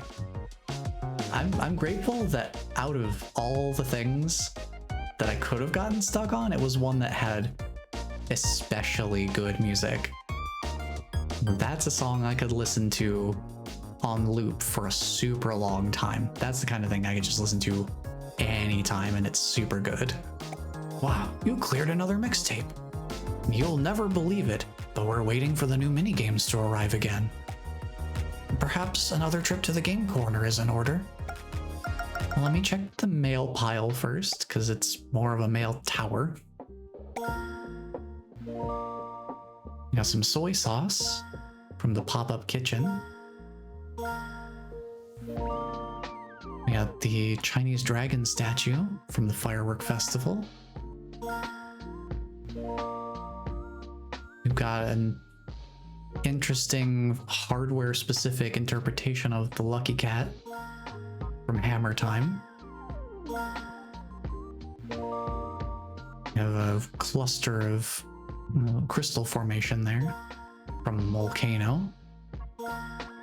And a little aquarium sort of setup from the Ocean Mixtape. And a new visitor. Hey there, nice to meet you. Don't mind me, I'm just doing some art practice. Oh, by the way, my name's Poodley. What should I draw? A teapot. Definitely not foreshadowing at all. One teapot coming right up. There we go. Look at that. Isn't that wonderful? You know, I'm not sure where I've seen this teapot before. It just came into my mind out of nowhere. Yes, truly a mystery I'm sure we'll never solve. But yeah, that's Poodly. I'm hoping that there's one character in particular I'm hoping we see specifically for their name alone.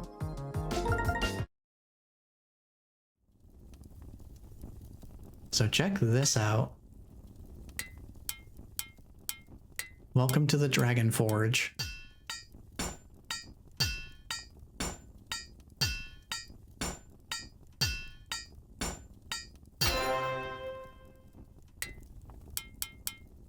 So this one is a little tricky for me to describe.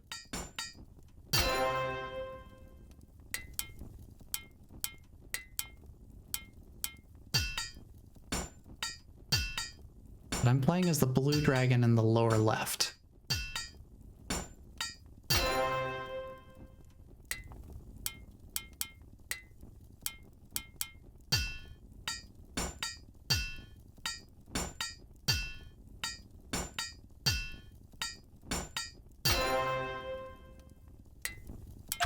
Okay, so I'm playing as the dragon in the lower left. The idea is that you get 2 rounds of reference rhythm for how the round is going to go. And you just need to only hit your beat. And so it cycles between all 4 in a clockwise in terms of who leads the round. It's difficult to explain, but it's fun. It's fun in execution. And this is one that could go on for a long time. But I think you only need to complete 1 round successfully. And so that one will you get the different rhythms, but also will increase in speed when you get to the later rounds. And I think each of these Game Corner minigames, if you do well enough at them in whatever their respective categories of success look like, there are achievements for each of them if you care about that sort of thing. I think for the Maestro Frog, I think following the metronome as closely as possible, keeping that steady rhythm, is the achievement there. The 3-legged race, you have to make it a certain distance. As long as you take it slow and steady and don't freak yourself out, basically. It's not terribly difficult. This is more of an endurance challenge. And then with the Forge, I think you just have to pass enough successful rounds consecutively. And then there will be a 4th one later on. We have a new visitor. It's a duck. And they're quacking. Yeah, quack. Good conversation.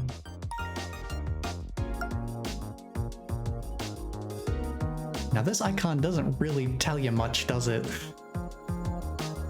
The other minigame icons are pretty self-explanatory. And I feel like they really encapsulate what they're all about. What do you make of this icon? The red, slightly textured background and a blue tie. And head out, have a good day in stream. Thanks! Same to you, Destiny. Glad you were able to come in and hang out. Good to see you. Hope you have a good day as well. I'm gonna take a moment to drink some water while I'm thinking of it.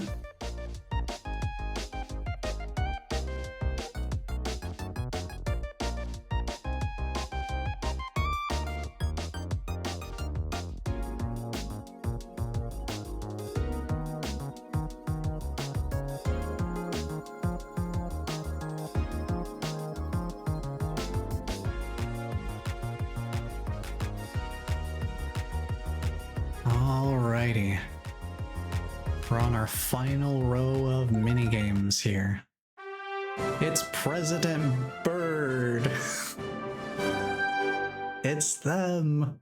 President Bird. This minigame is the bane of my existence, particularly in the mixtape. This is definitively the most difficult true perfect minigame for me.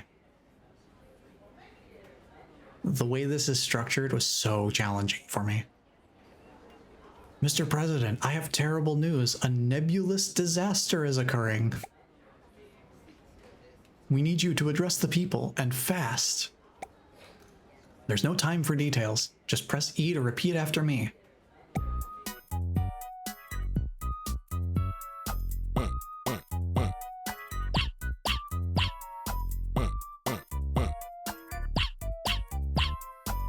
So it's another call and response. And I think the true perfect visual cue for this one is there's a couple of little black lines that emanate from the speech bubbles as they come up. If those black lines do not show up, then that is not a true perfect hit. If the speech bubble just shows up with no additional black lines kind of emanating from its surrounding. You've got the cadence, now let's focus on the diction. To stress a point, press and hold K to prepare, then release to drive the point home. This is where the rhythm shakeups get a little bit tricky.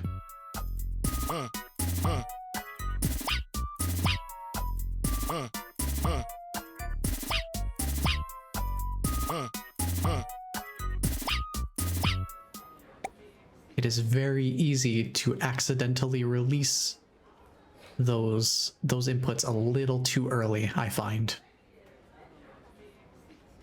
That's just the way that it tends to be for me. I tend to be a little on the early side. So just a little thing to look out for is to make sure you're not releasing the stressed input too early. Just to not rush the input. You've got it. I knew we could count on you, sir. Now please hurry. The people are waiting.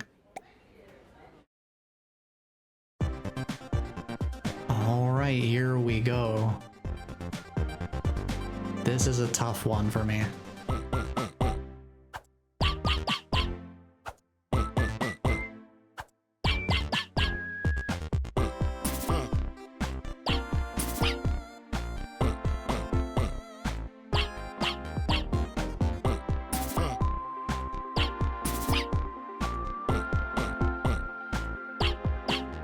One thing they'd love to do with President Bird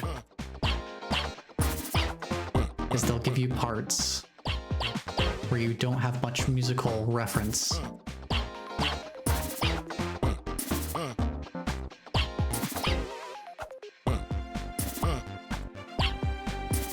And you really have to trust your internal rhythm.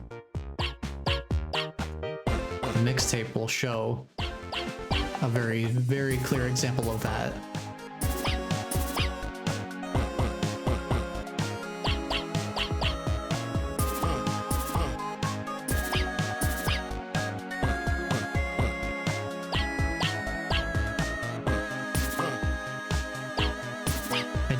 These visuals are incorporated into the scenes.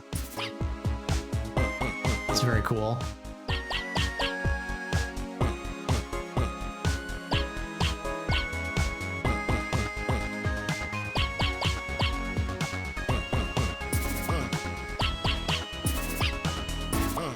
Some funky rhythms there. I think I didn't do too bad on that one. I think I might have done one or two inputs just a touch too early. I think I did the thing I mentioned where I released one of the stressed inputs a little too early. But not too bad. When we see this in the mixtape later, there's one part in the middle of the mixtape, specifically with the President Bird format, that's very devious. We'll get to that in a little bit. But just remember that that's there.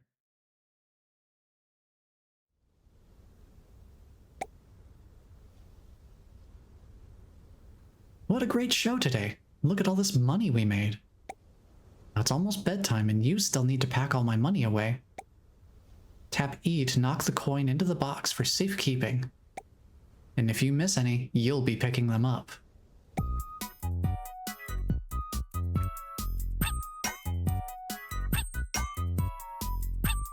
So this is a 1-2 rhythm. So it's just 1, 2. This is far too slow. We'll never be done at this rate. See if you can handle 3 at a time. Make it snappy.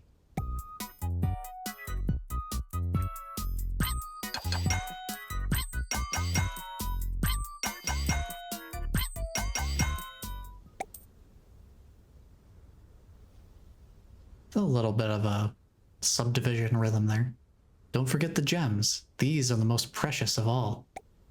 The timing is tricky, so listen carefully, and don't you dare drop them.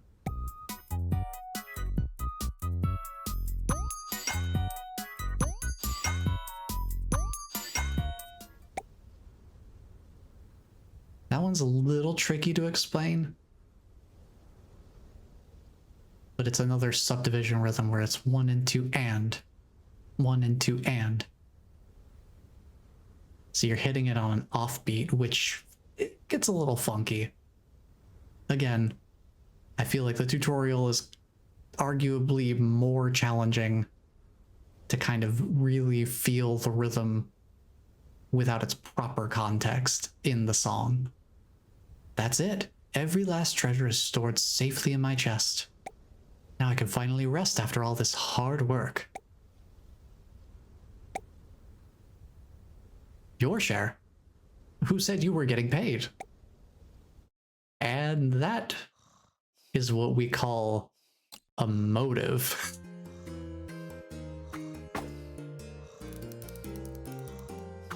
Here we go.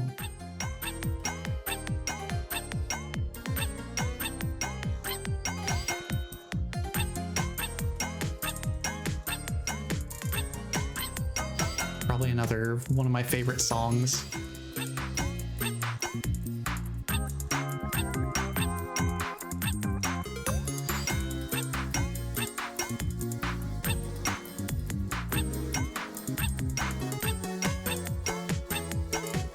This is another one of the mini games.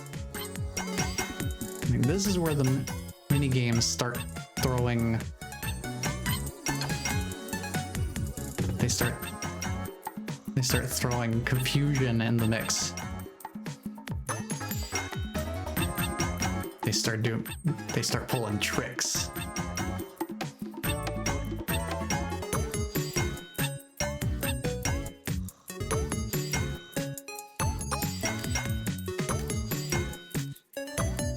Oh yeah, you gotta get those selfies for the socials.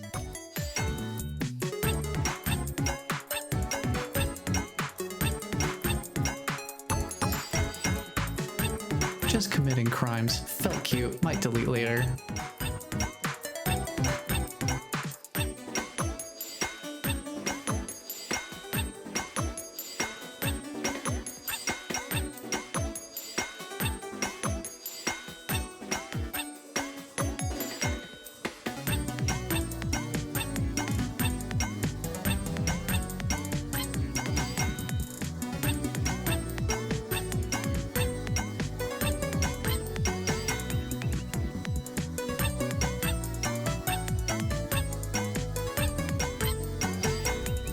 Might be stirring.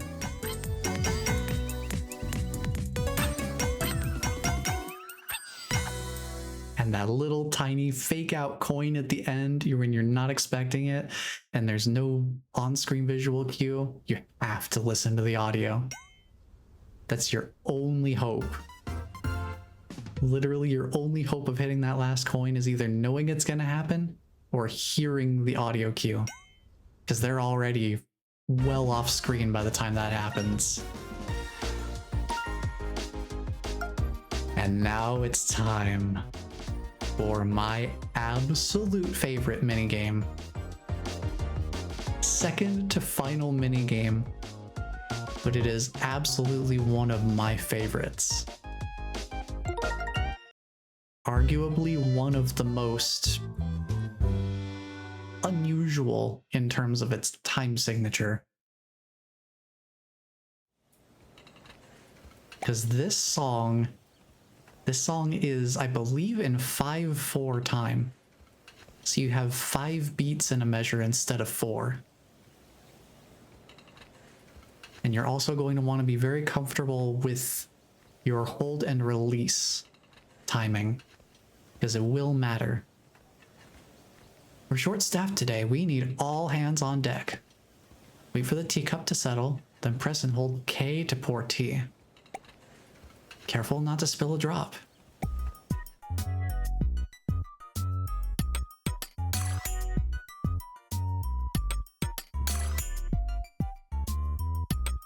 Hold up. So down, up. If you count it as a fast 5, as a 1, 2, 3, 4, 5, you're basically doing 1, 2, 3, 4, 5, where you hold down on 4 and release on 5. Excellent, you've got the hang of it. One more thing. If a customer wants sugar, we give them 3 cubes. Tap E 3 times to sweeten the tea.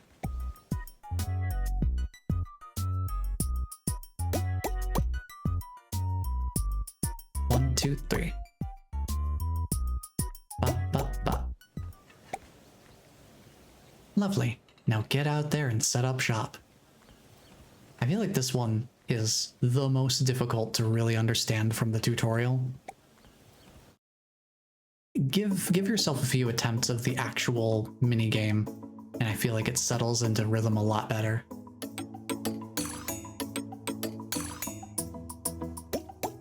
But this is one of my favorite. This is literally my favorite minigame in the whole game.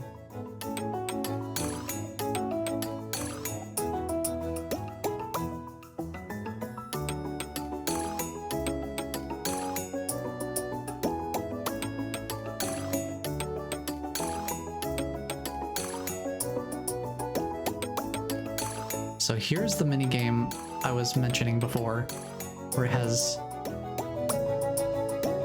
insidious, true perfect visual cues. When you're pouring tea, you're looking for motion lines at the spout of the kettle.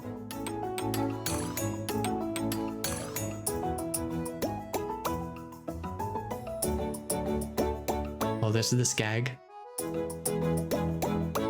How much sugar you want?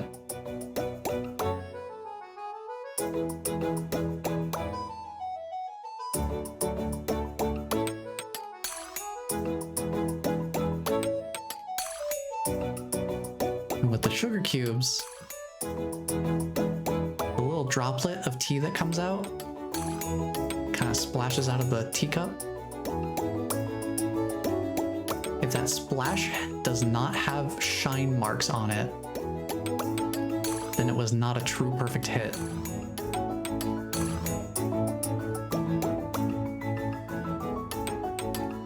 It's really subtle details, which is so wild. Trying to look for those cues while you're also playing the rhythm minigame.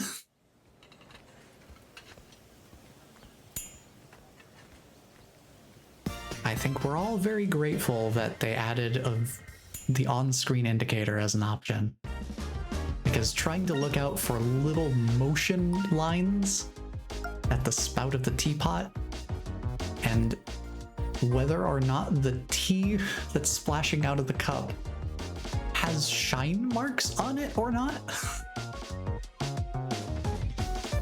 that's wild.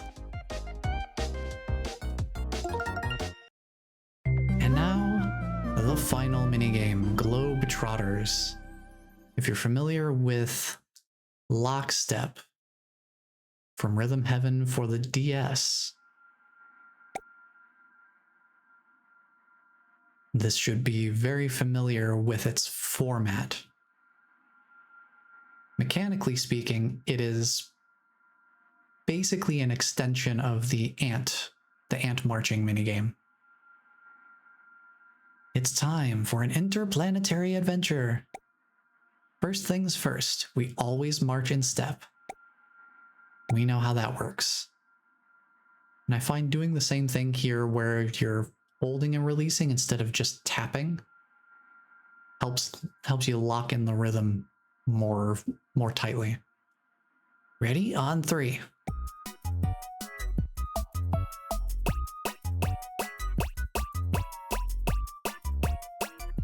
And the visual cue for a true perfect is basically the same, where you've got more intense sort of sparks coming out from when you make contact with the ground. Great, you've got it. Here's where it gets tricky. When you hear the high notes, that's your cue to planet hop. Match the sound of the cue with your steps, then keep stepping on the offbeats. You can't stay up there forever though. When you hear the low notes, that's your cue to planet hop back down again. Now this minigame in particular, now that I'm thinking of it, this is where the rotation effects accessibility option comes into play. Because, this stage, it was giving me tiny bits of motion sickness when I played it.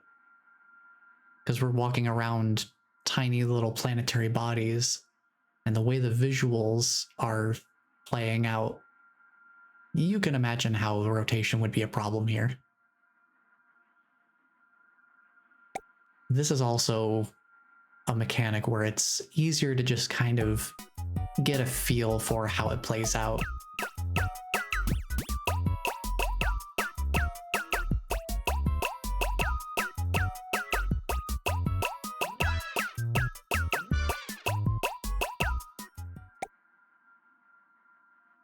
And like I said, if you're familiar with Lockstep from the DS Rhythm Heaven game, it's basically the exact same thing in terms of the rhythm. Where you got your hi, hi, hi, ha, ha, ha. Those are basically the same audio cues. They serve identical function. So very, very transferable minigame skill if you happen to have that experience. Now this song, I just remembered something. The ending for this particular minigame, you're not going to be able to prepare for it. You basically just have to know it's happening. This is the one gripe I have with this game. Just the one thing. The ending rhythm for the final few notes, you just have to know how to do it. And you'll see what I mean when we get to the end. But just a heads up, keep an eye out for that when we get to the end of the minigame. Because that's the only complaint I have, is literally just that one little thing. Just keep those rhythms in your head and you can go anywhere. Now let's march.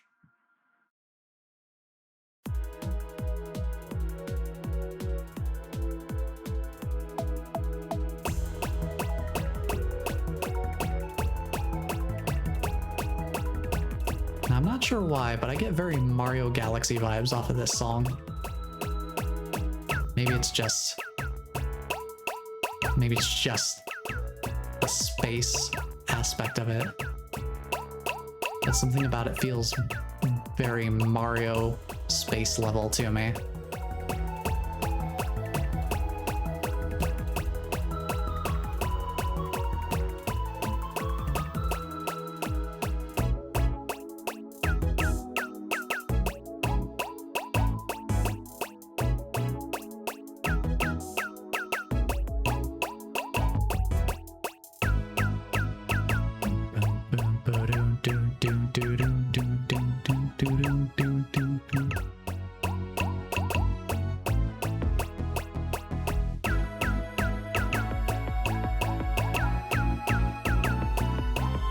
So normally the whole screen would be spinning right now.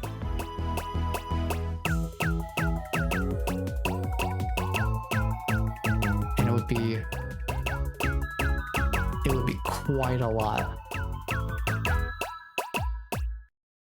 That ending, you just have to know that you're ending with dum da dum dum. You just have to know that rhythm.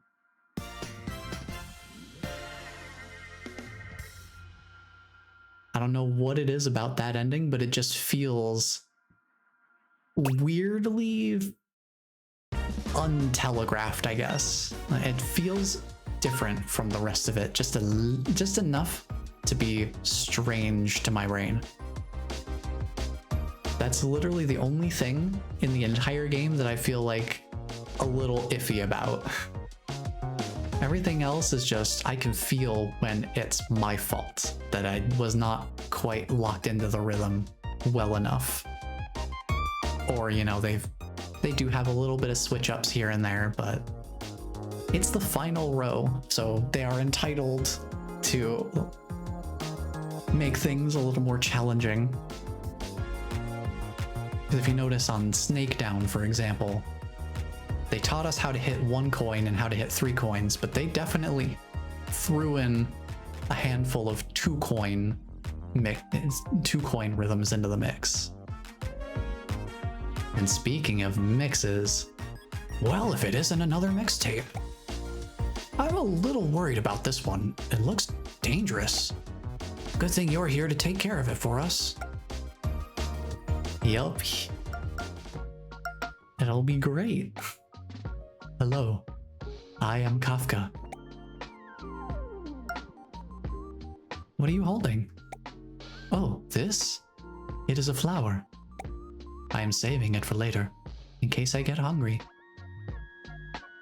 Getting real Susie vibes off of that. Never leave home without a snack. And it's a very beautiful snack you have there. Alright, fire mixtape.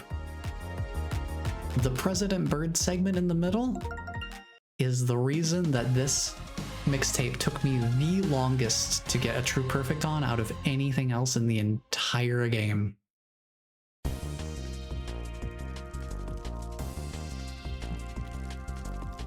Prepare yourselves.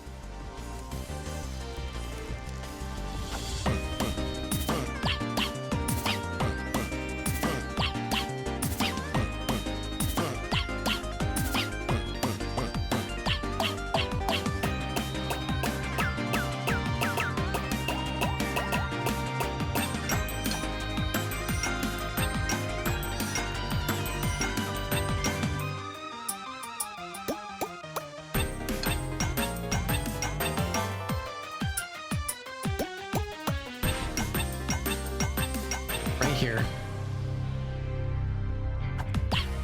Good luck hitting these on time. How did I do that?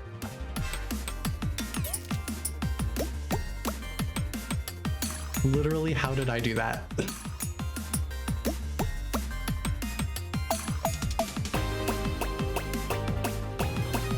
President Bird segment.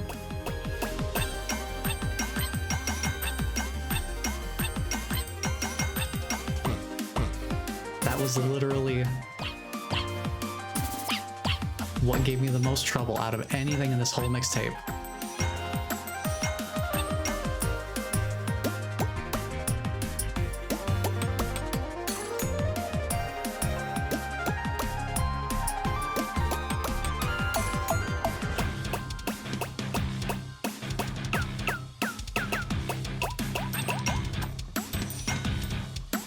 And the transitions, you just kind of have to learn them.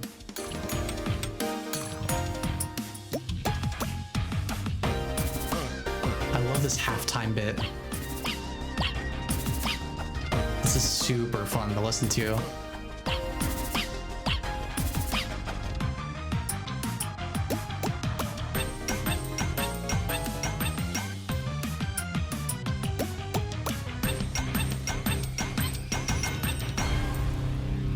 Specifically the transitions, the transitions into this snake down minigame format, those I think are the toughest ones to really account for. Once you've played through it enough times, you'll get a feel for it. But that President Bird segment where you basically have to wait an entire 2 measures with no musical reference except for one kick drum a half beat before you need to hit yours. Absolutely devious work by the developers. You have no idea how long it took me to lock down the true perfect run of that. Just because of that one thing alone. I had the rest of it totally memorized by the time I actually managed to lock down that rhythm in particular. It's just, it is the ultimate test of internal rhythm. If you can nail that timing every time, you have better internal rhythm than I do, I think. You cleared the last mixtape. That's amazing. I just knew you'd be able to handle it. Well, that's it. You've completed absolutely everything we have to offer.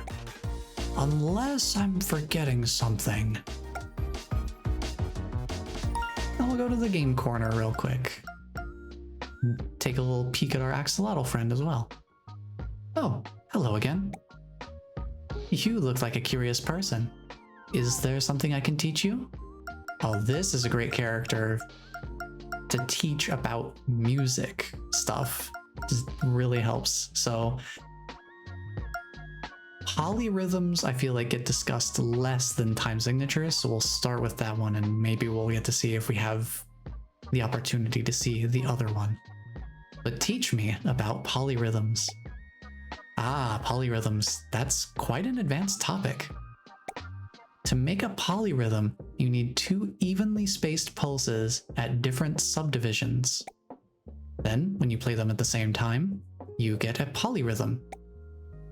For example, in a 3-2 polyrhythm, one pulse plays 3 notes while the second plays only 2. The second pulse plays on beat 1 and between beats 2 and 3. 1, 2, and 3. 1, 2, and 3.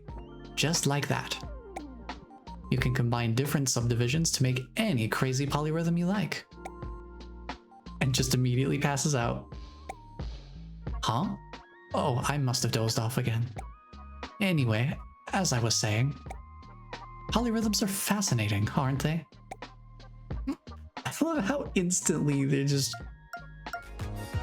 just knocked out again.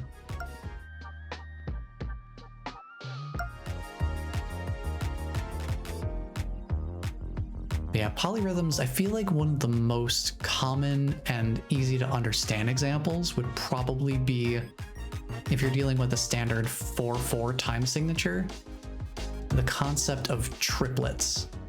Having 3 notes take up that, evenly taking up that space of 4 beats in a measure. Or if you have your 1, 2, 3, 4, 1, 2, 3, 4, 1, 2, 3, 1, 2, 3, 1, 2, 3, 1, 2, 3. That's generally how polyrhythms work. I might not be the best at explaining it, but that's to try and give a more concrete example that that's like bam boo da boo da boo bam boo da boo da boo bam boo da boo da boo bam boo da boo da boo. That's kind of how a 4/3 polyrhythm would play out. But now for the final, press E to clap. Clap at a slow, consistent pace. Build speed to bring the audience along with you.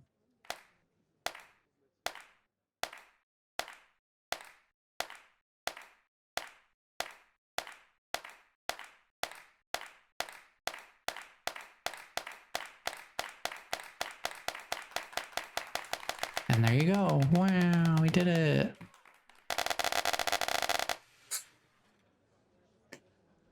Very human. So yeah, if you keep playing that minigame, there's a bunch of different visual responses to the maxed out applause. And I think the achievement for this one is seeing all of the visuals.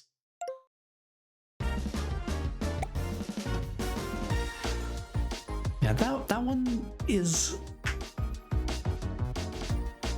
That one can be a little tricky for the speedrun. It's mostly just making sure you don't lose the audience entirely. You can definitely push a little... You can push a little faster than it might imply once you start gaining some momentum. It's sort of similar to the three-legged race in that way, where you have to start slow and then work your way up to fast. But if that ramping process existed for the entire minigame instead of just the first second or two. Great news! The new minigames have arrived. Wait a minute, we weren't expecting a delivery.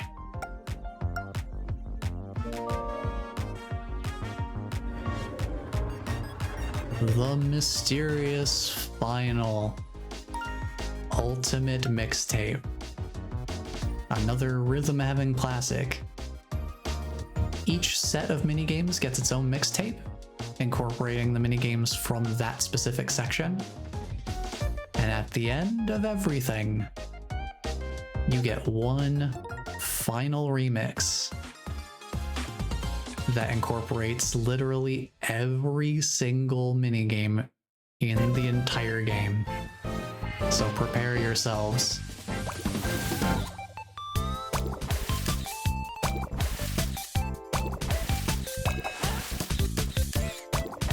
It's every minigame all incorporated into one song.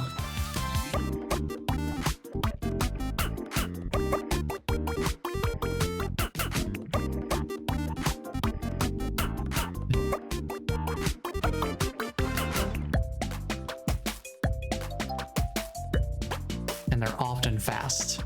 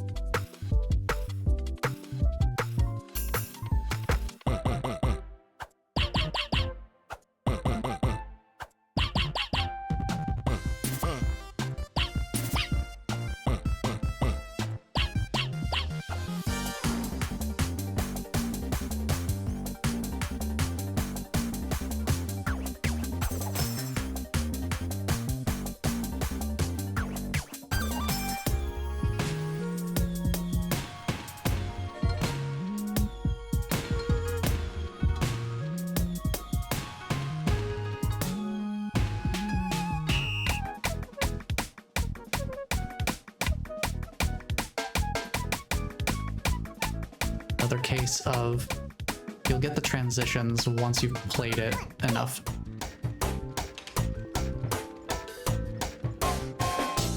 One, two.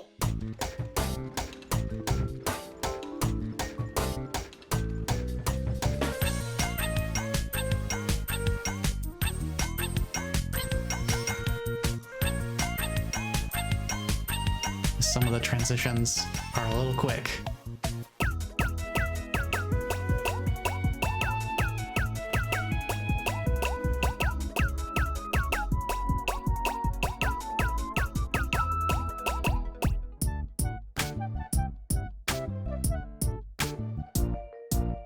And also keep an ear out for audio cues, because sometimes they lead in with audio cues from the previous minigame.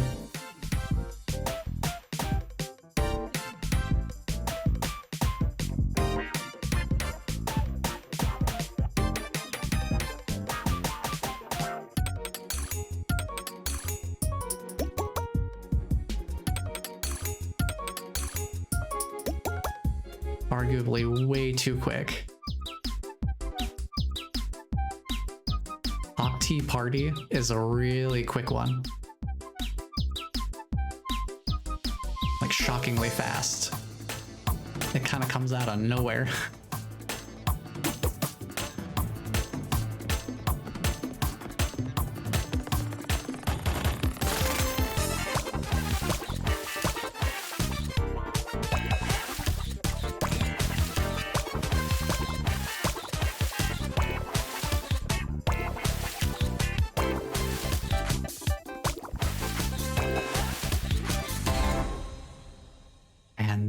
have it.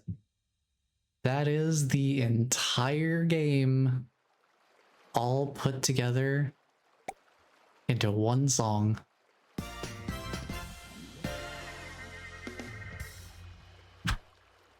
And here's your little results screen too. Thank you for playing Bits and Bops. Oh my gosh, that was incredible! The style, the moves, the flair. You proved yourself in every single minigame. And just in time too, since we're about to close for the day. Thank you for visiting Bits and Bops. I hope we see you again soon.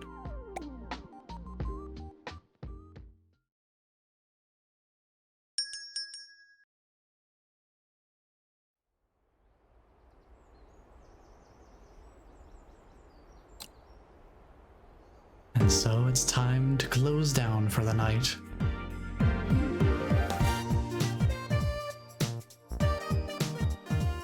So that is Bits and Bops.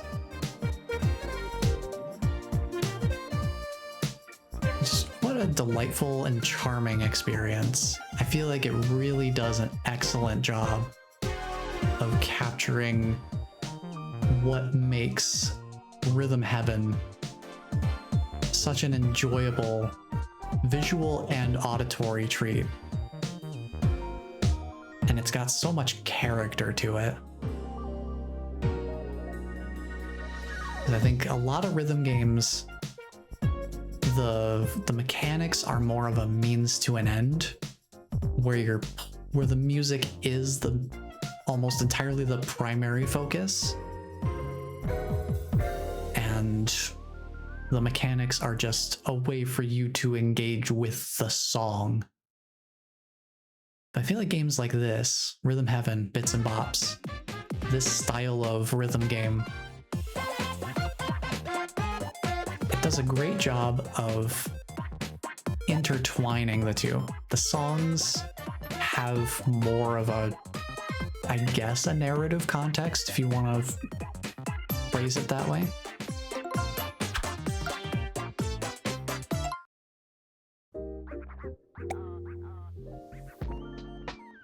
And it does an excellent job of, the song is important, but it's not just the song for the song's sake. It kind of works in tandem with the context that the song is within. And, you know, having only 2 buttons, it's very mechanically simple as well. So it's a little bit more like the song and the game are kind of made for each other, rather than the rhythm game is made to cater to the songs, to be flexible enough to cater to whatever songs you're putting into it. And so the gameplay itself doesn't necessarily change, but the songs and their inherent complexity and difficulty to play too, that's where the change comes from. That's the element that's more of a variable.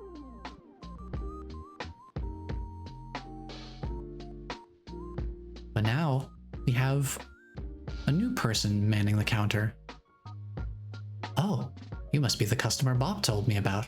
Welcome back. Bop's away at the moment, so I'll be looking after the counter for a while. By the way, I'm Bit. I'm the one who keeps things running around here. Just so you know, it might be a while before we get any more minigames. Besides, we don't even have any more shelf space left. I told Bop we didn't have room for that final mixtape, but he didn't listen. Anyway, if you're looking for advice on where to go from here, just ask. Now, if you'll excuse me, I need to go and look at the record player. Bop told me the speed settings are acting up again.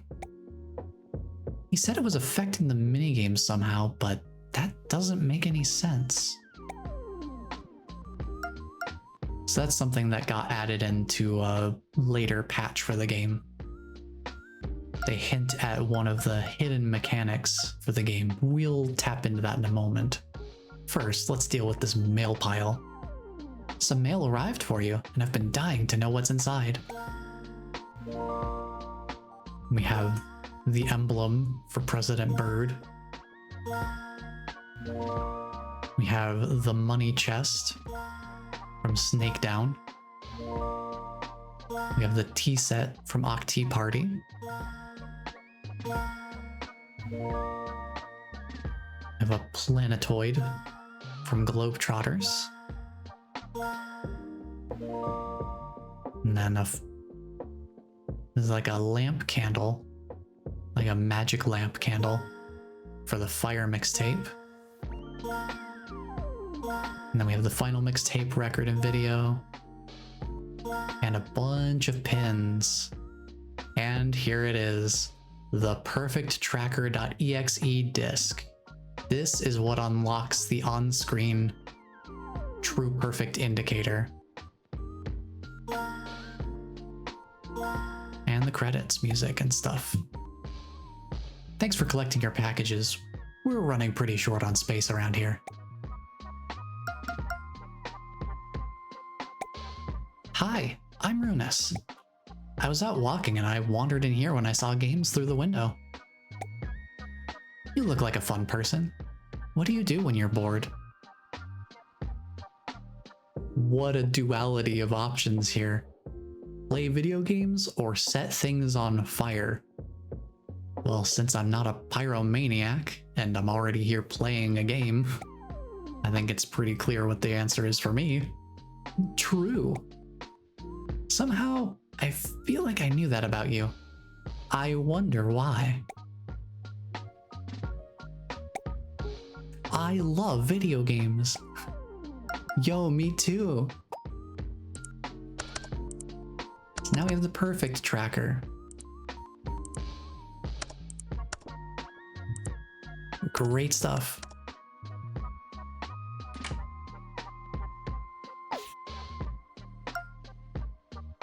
So now whenever we play one of the mini games, there will be an on-screen indicator to let us know if we are still on track to get a perfect or not.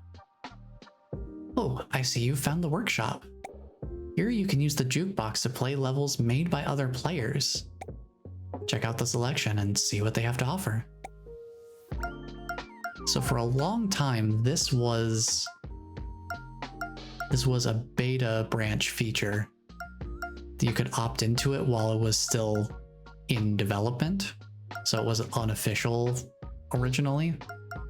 Well, they were officially developing it, but it wasn't pushed to the stable build of the game until very recently.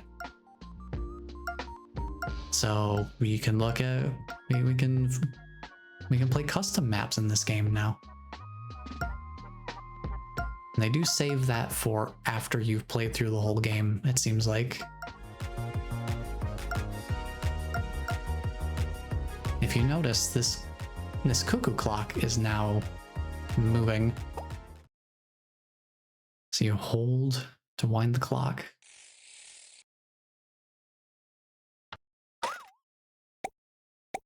And you try to keep time. It doesn't give you a real reference, so I don't remember the timing for it. This one's really trial and error unless you know the timing.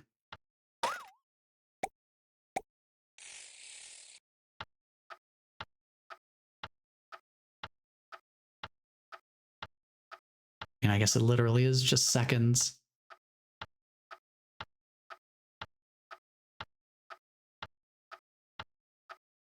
You can roleplay as a clock. Isn't this game great?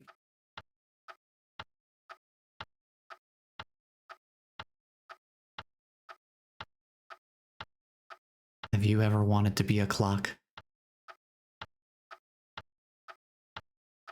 Keep track of every second that passes. One by one.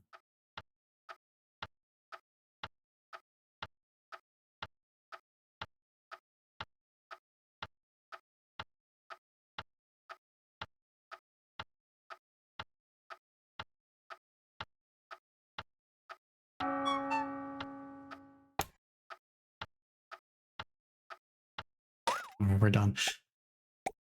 We made it to an hour. I think that's good. Alright. Who throwing dogs at me? Dogs don't belong in the cuckoo clock. But yeah, apparently that's a thing you can do as well if you want to do that. And if you do a full hour, I think, so 60 successful inputs, you get this pin.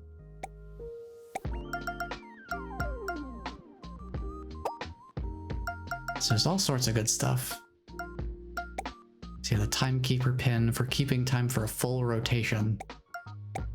Completely cool pin for achieving a cool result or better on all minigames. So you have, basically you have try again, you have cool, amazing, perfect, and a diamond perfect. Those are your different rankings that you can get based on your performance for each of the minigames. It's a quack quack clock. It's a bit of a tongue twister there. Good luck saying that quickly, or dare I say quackly. So one thing you can do is you can turn the speed up for any of the minigame songs.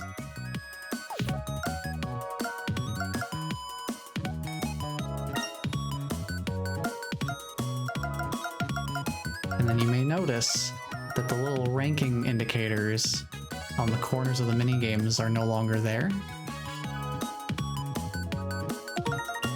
And that's because you may notice the music is still faster. And boy is it faster. So you can play the minigames at different speeds.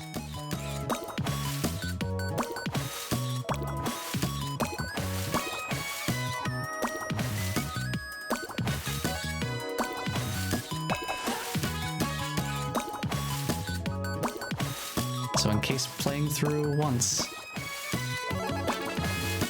wasn't enough,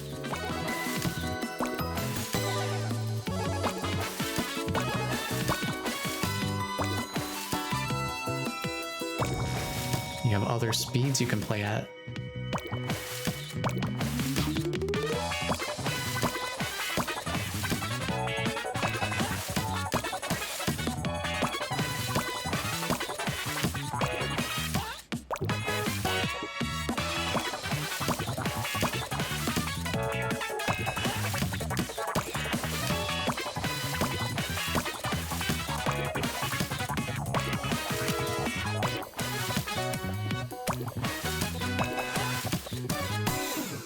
For some reason, I do better at locking into the rhythm with these being a little faster.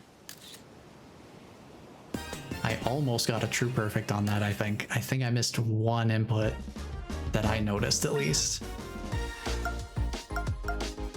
So I think the perfect tracker only works on songs that you played before. Let me check. Skip the tutorial. And just a real quick take a look. Where's that indicator? Show it to me. Where's the indicator? I need it. I need to see where it is. Perfect indicator, where are you? Perfect tracker should be enabled.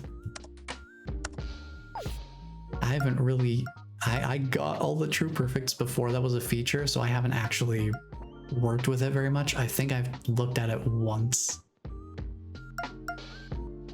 But look at this anxious fellow.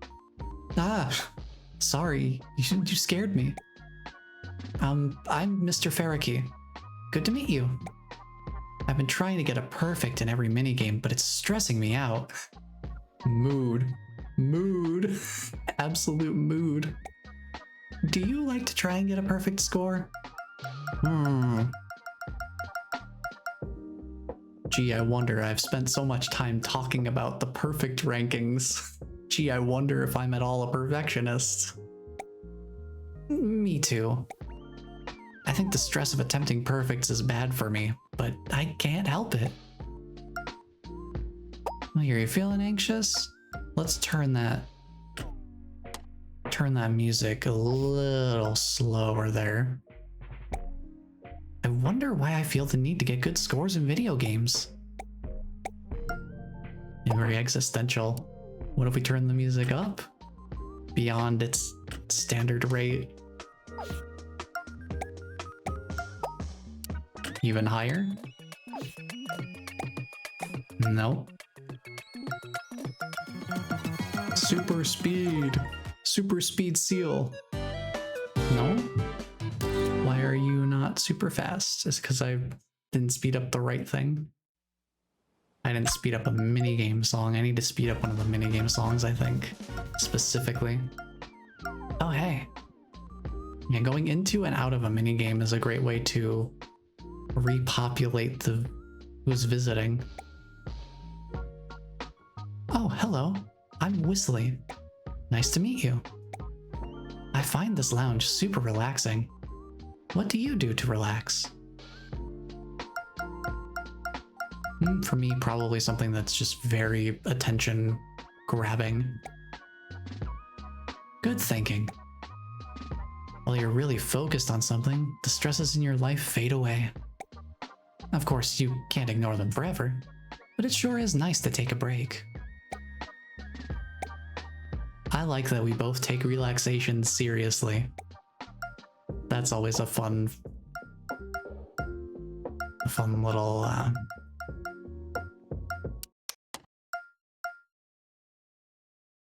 juxtaposition was the word I'm thinking of. Let's put on Flipper Snapper again. Let's turn it up to highest speed. I'm sure this will be very playable. Also, Whistly's not looking so good. Man, this music is stressing me out. I wonder who put it on. Don't mind me, just gonna go over here. Oh, it's so fast. Oh, it's so fast. Oh no.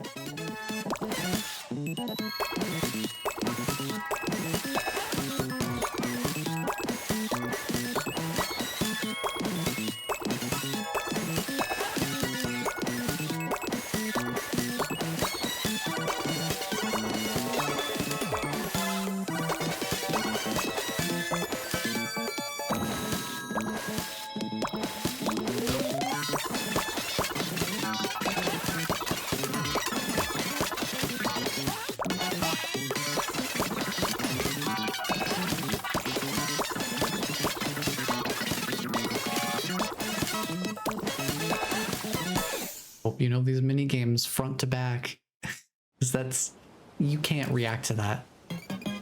You cannot react at that speed. You just have to know what's happening. That's some insane speed. Is it any wonder Whistly was feeling stressed out? That is some crazy speed, but if you really wanted to for some reason, if true perfect on normal, if getting true perfect on all the standard speed stages wasn't enough, you totally can do it on the other speeds if you want to. Ooh, I like this funky beat. My name is Jazz. Nice to meet you. I'm really into music. The mixtapes here? Not bad, not bad. Which one do you like most? Jungle or Sky? Between those two?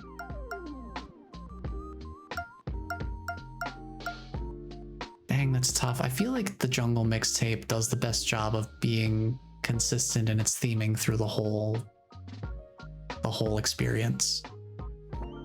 I guess if I had to pick between the two. Good taste. I love the jungle theme. Makes me feel like I'm on a raft, floating down a rainforest river in the warm breeze.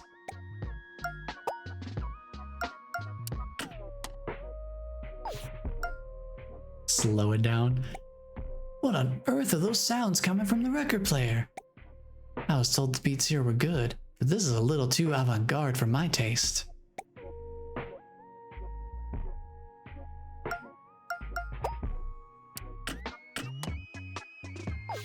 So yeah, anything other than the original speed. So yeah, that's fun that the different speeds you can play the music at do actually have a reaction from some of the visitors. Not every single one of them cares what speed the music is being played at, but some of them really do. And I think that's pretty neat. I appreciate some of the little details like that.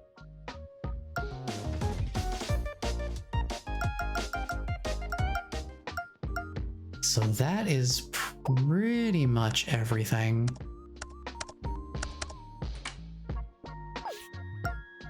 I don't have any custom charts really set up to try out, and I don't know how risky browsing them is because I don't know what we'll find in there. So from this point onward, it's a little bit of uncharted territory for me, let's say that much. But since we've seen all of the standard minigames, the only other thing I could really do with these is try to go for playing through all of them at a certain speed, or trying to go for true perfects on them. Or we could check out the custom charts. Bit of a choice to make there. Drink some water while I'm thinking of it.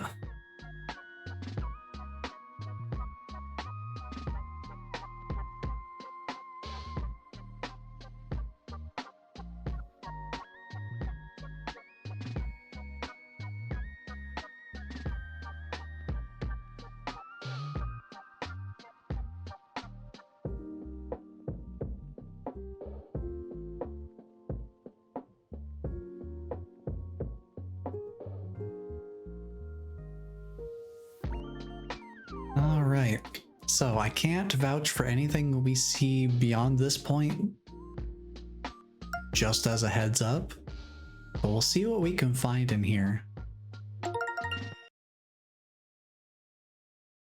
So I think I've only tested one of them. I did find there was a lockstep chart that somebody made.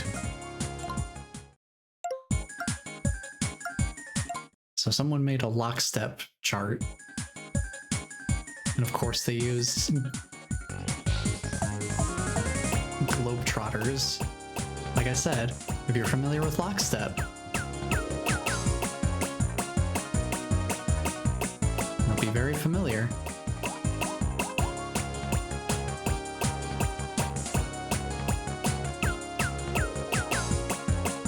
I think this is really cool that people are able to just do stuff like this. We have official tools to do so.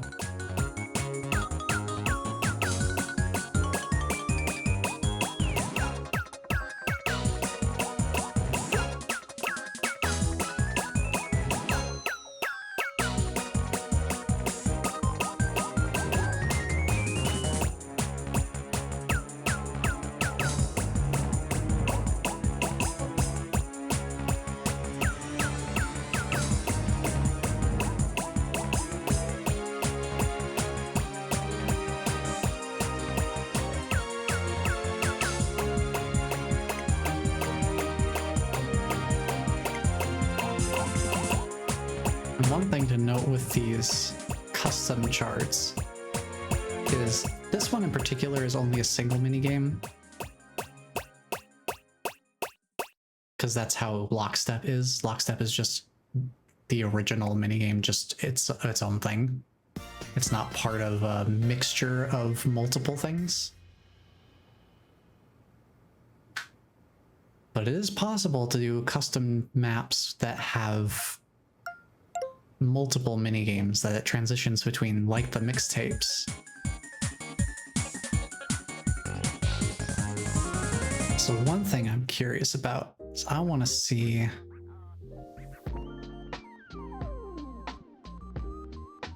One thing I can do is I can go to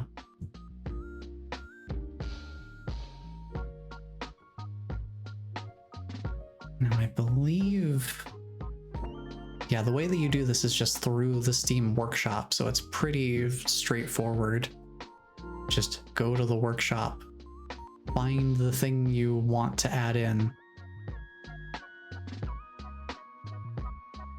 and just subscribe to it on the Steam Workshop. So let's see, what is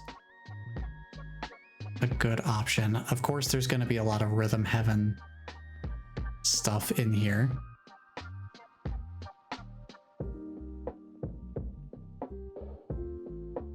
Let's see, we have, what do we have that's highest rated? Let's put some good stuff in here. Let's see, top rated all time. I think the part of the reason I've tried out Lockstep first is because it is the second top rated all time result on the Steam Workshop for this game.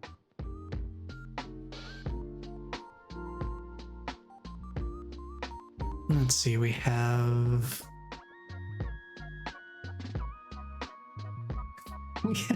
City Escape. Is that City Escape I see there? From Sonic Adventure 2? It totally is. City Escape? I have to see what this is about. That's wild. I don't know if it'll repopulate right now or if I have to relaunch the game. Oh, there it is. There it is. There it is. Okay, so good. I can browse without all the options being visible, because I'm doing that through the Steam Workshop. So I don't have to worry about anything potentially questionable showing up. There it is. It's just straight up City Escape. How is this gonna play out? I have no idea. This is a medium, huh? That bass riff though. One of the reasons I love this song so much, just the bass riff at the beginning is so strong. It just comes out swinging, dude. Let's see what happens. Yes! He's on. That's awesome. This is so funny.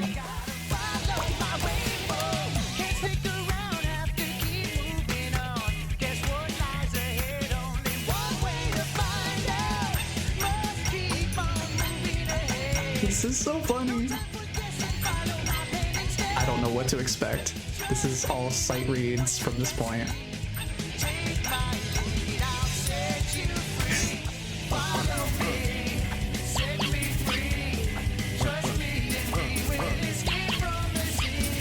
That's awesome.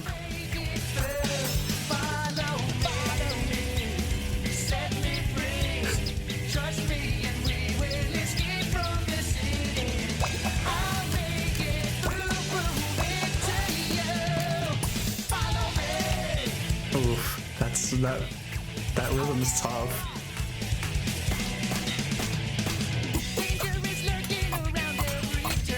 This is so throwing me off.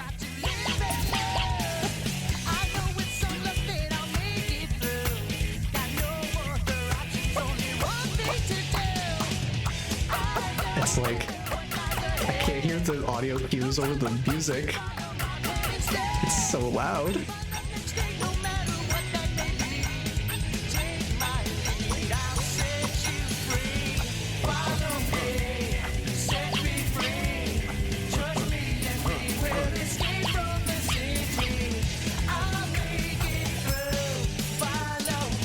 So funny.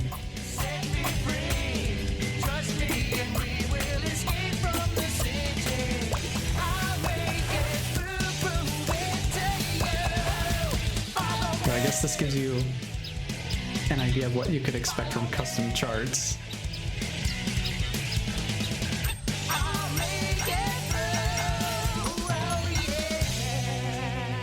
That's so funny. I appreciate that they started off with Bebot on the wing of the plane. Cause City Escape starts with Sonic jumping out of the chopper at the beginning. That's awesome. I love the parallel. Oh boy, this is quite something. All right, I'm gonna put it on lockstep while I browse for another one. This is quite something. Cause there's some good options here. All right, I think I see the next one on the list is a pretty good option too. Let's see. Oh, it has a refresh button right here. Awesome. Oh, yes. Undertale, Death by Glamour. Because of course. It's a hard chart, so let's see how this goes.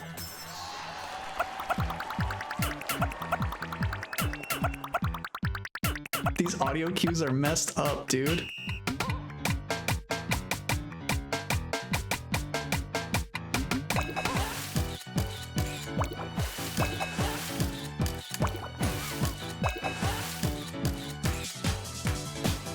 Alright, I'm gonna have to really just lock in for this. What?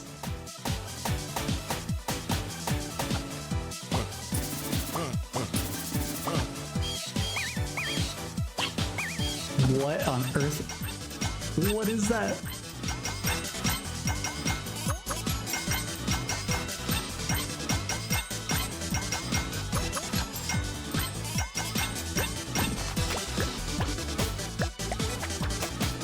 This is evil. This is evil. Evil chart.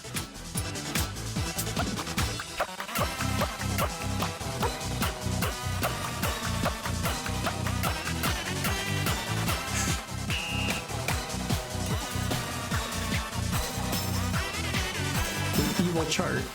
Evil chart. Evil, evil.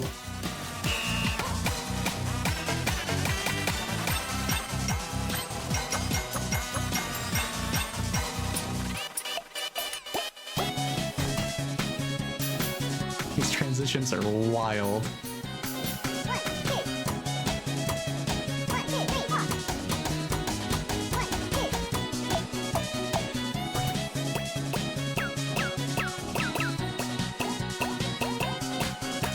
2. This is so silly.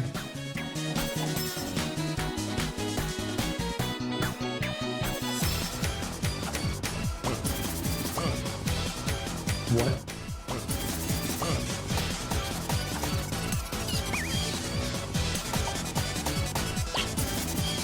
What? What on earth? The mixing into... Oh. Huh? What? They put in a Power of Neo explosion. Whoa. Whoa, I was not expecting that. Whoa. Creative liberties are an absolute gem. My brain is melted. 100% melted. Awesome. Great. It definitely is a hard chart. Not gonna deny that.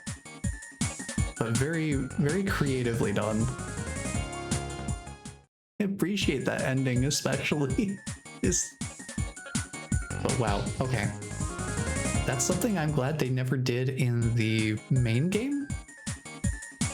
You saw how they were setting up 2 different call and response cues for 2 different minigames in alternating succession like that between Hammer Time and President Bird. That's insidious. That's some crazy devious work.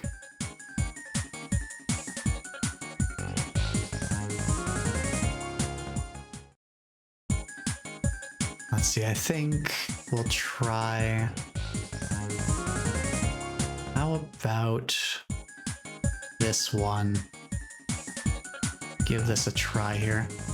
It's kind of incredible too that we can just do this in real time. I don't have to close and reopen the game. I don't have to drag files around. I literally click a button on the Steam Workshop and then I just refresh right here. And suddenly, wahoo, there it is. Fly Octo Fly. Because Off the Hook is insane.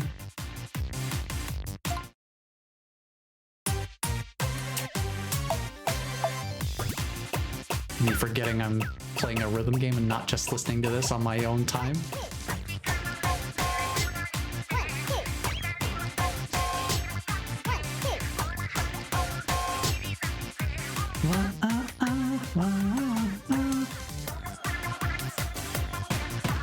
I am so unfocused because I love this song too much.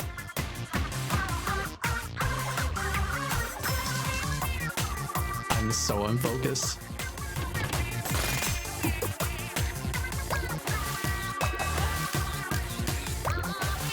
I gotta focus up.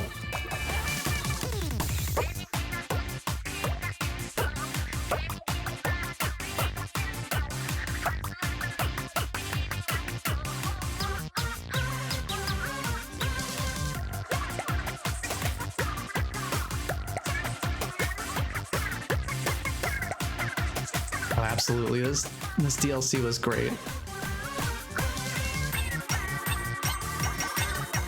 Octo expansion, absolutely goated.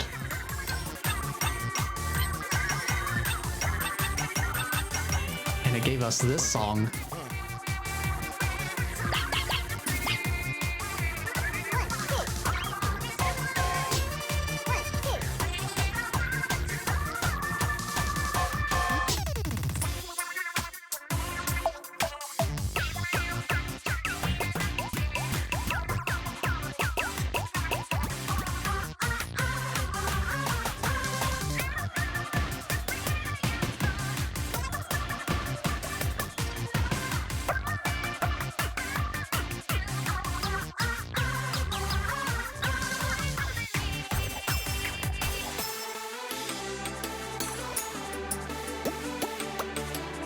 Oh, this is such an inspired use of Octi Party.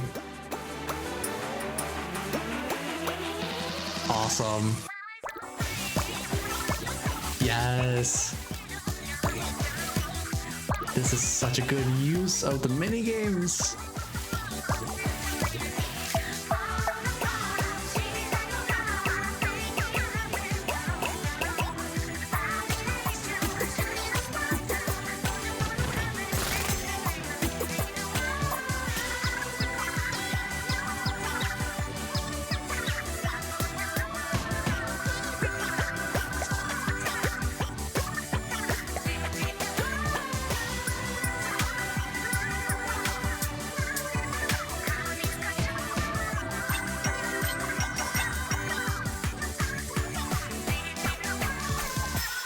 That is so cool. What a great chart. So I got so distracted at the beginning just because I love that song as much as I do. So I was listening to the music and not really paying enough attention to the game's audio cues of how to play along with the music. But like, people put together some really cool stuff. The breakdown there with Octi Party being the transition point, that was super well done. Very good choice on the charter's part.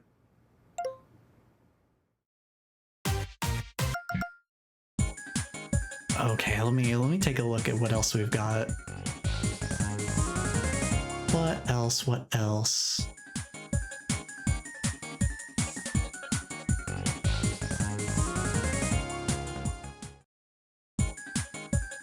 Because yeah, like the biggest three things I see a lot of Rhythm Heaven, obviously. That's just a very natural fit. I see a lot of Undertale and Deltarune. And then I see just popular songs in general.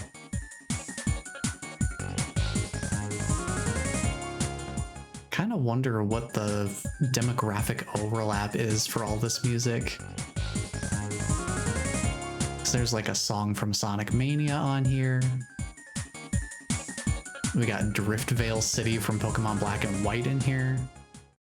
We got some Vocaloid songs. We have one from Pizza Tower, good old Pizza Tower. Ever present. We have the Jellyfish Mixtape from SpongeBob.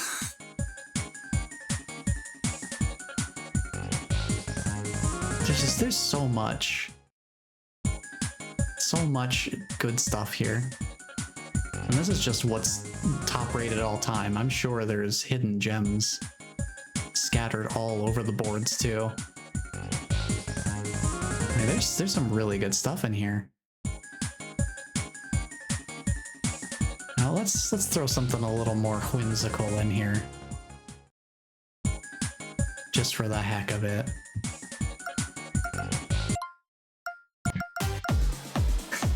Jellyfish Mixtape, let's go. We've got to.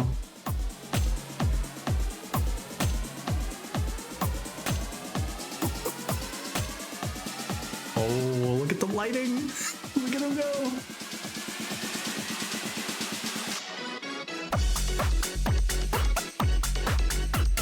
I guess it makes sense we should look out for lighting effects here. Because these are not beholden to the normal game.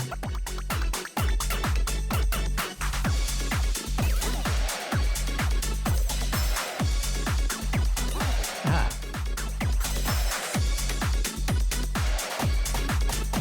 Doing the super fast ones.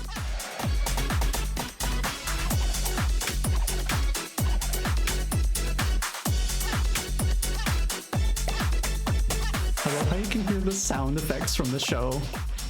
You can hear the jellyfish sounds. That's so funny. Ooh, that's a bright purple. Ah, whoa, that's not good. Oh no. That's way too much flashing. I'm gonna have to change that in editing. That's crazy bright.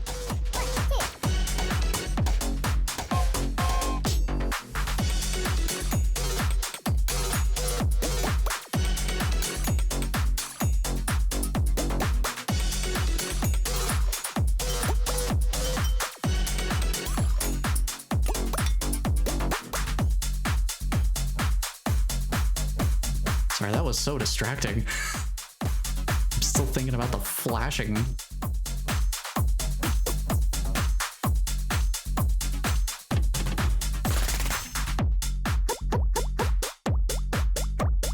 Oh, here they come.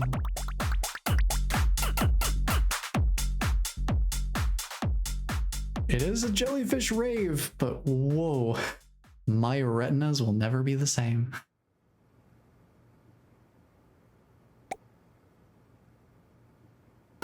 Pretty well charted though. I don't think there was anything in there that really felt totally mismatched. They had a couple of times where they really just suddenly boosted up the tempo of what we're playing, but I guess that's why it in the description says 128-256 beats per minute. I guess they imply the double time in that. I should pay more attention to that. So you can see it down there. 128 to 256 beats per minute. So that's what they were doing, and we're going into double time with the rhythm. So hey, I guess it's a good thing I said we're in uncharted territory here, because whoa, that was some bright flashing. I guess we'll need to be mindful of that. If that comes up in anything else, we'll just prepare ourselves.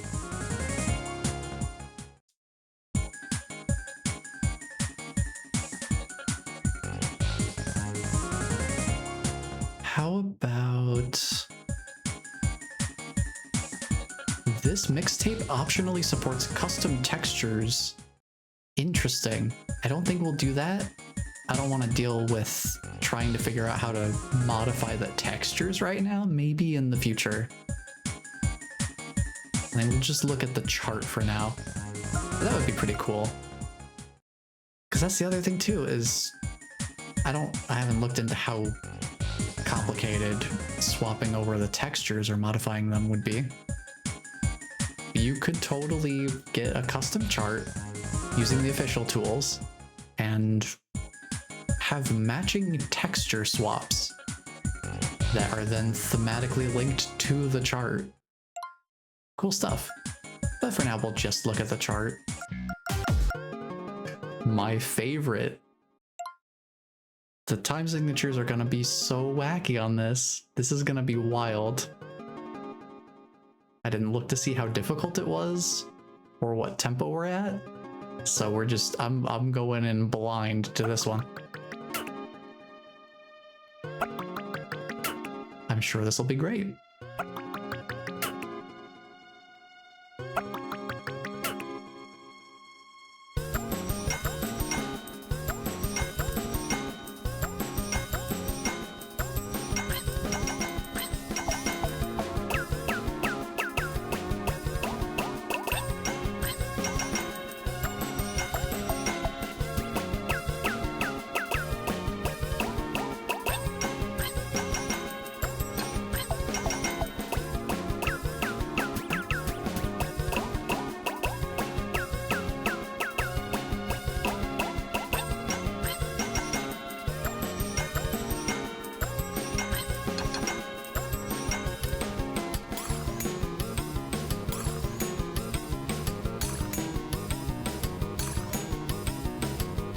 Ah, I see.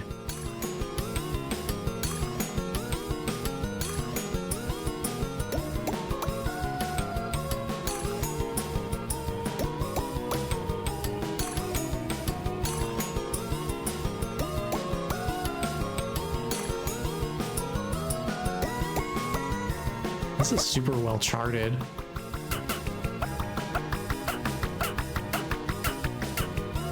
I love how this is charted. This is so cool.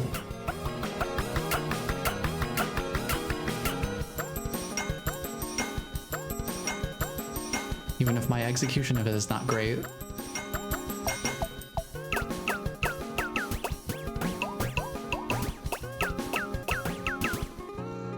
As evidenced.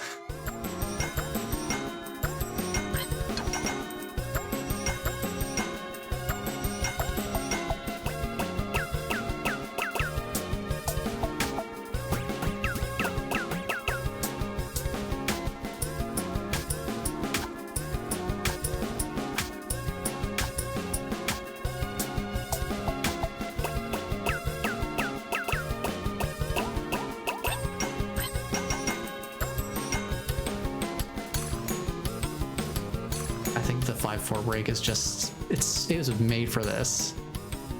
This is exactly what Octi Party is best for.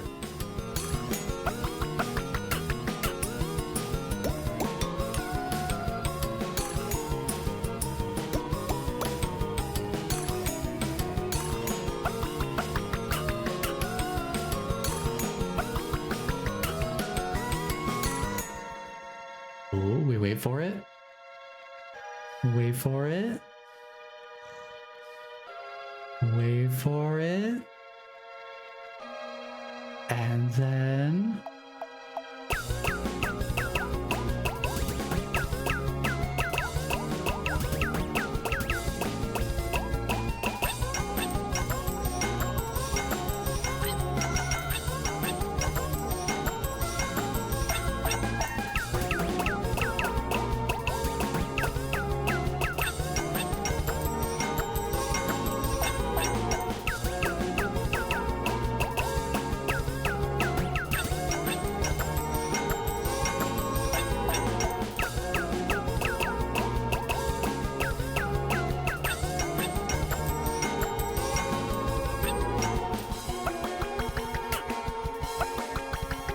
It's a challenging chart, but it's so well done. I can't complain. That one would actually be really fun to figure out, I think.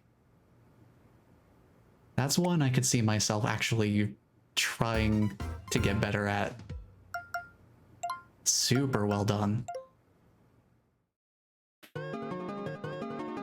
The only possible advantage I had here is just that I know Third Sanctuary super well. It's just trying to line up the in-game cues and execute them properly. That's where the real challenge lies for me.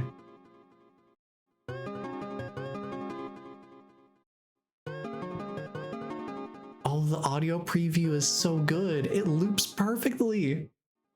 What? Third Sanctuary, but it never starts. Third Sanctuary, but nobody picks up the phone. Oh my god. Somebody pick up the phone. Destiny is calling. The prophecy must be answered. I'm sorry, I need to simmer down. I'm having way too much fun with that. Okay, hold on.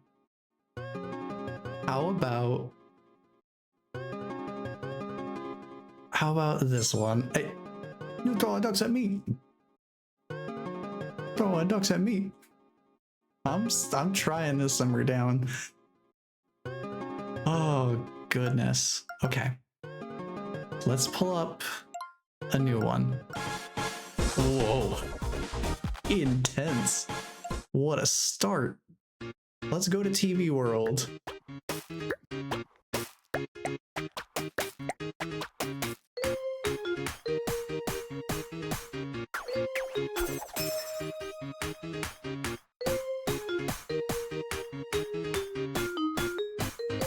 Something with a little bit more of an even pace.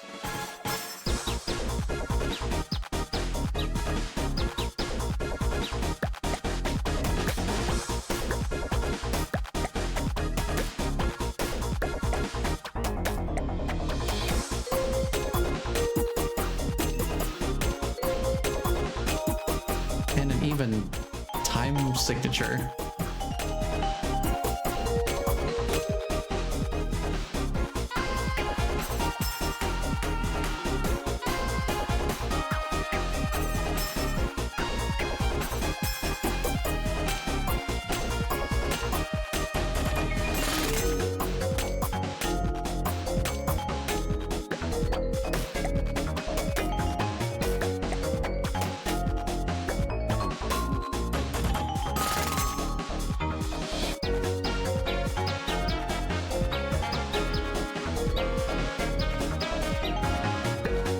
I think this is just being able to make custom charts like this is really cool.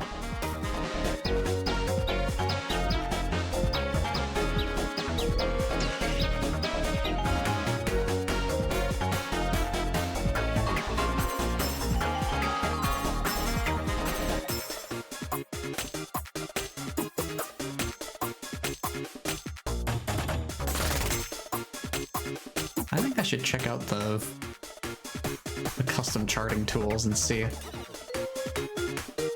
how they are to work with.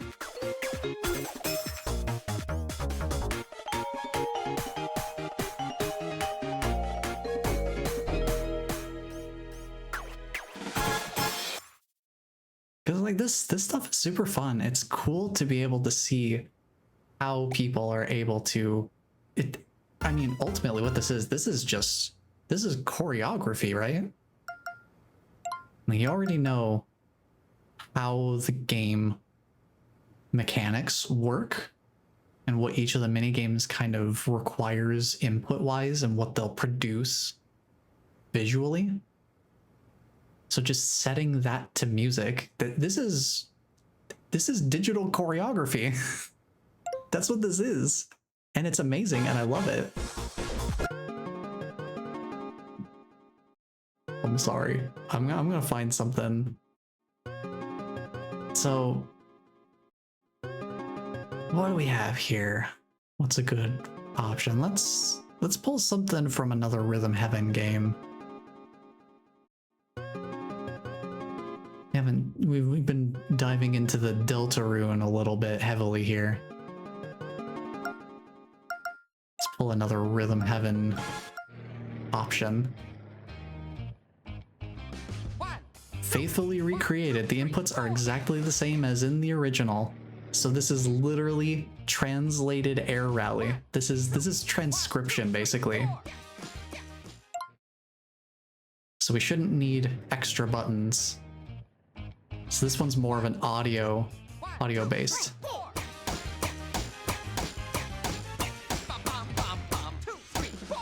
Oh, this one only works if you know it. You have to know the audio cues from the original. Interesting.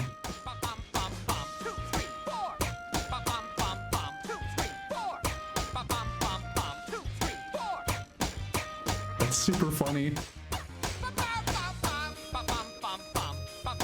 This is super funny, dude. I'm playing Rhythm Heaven Fever right now.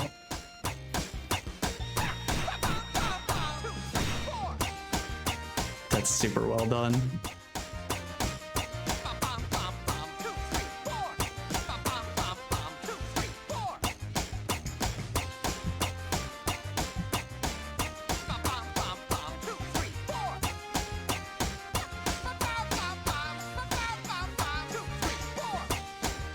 Oh, and the audio isn't quite as loud as the other ones. I feel like the music on the custom charts has been pretty decently high volume.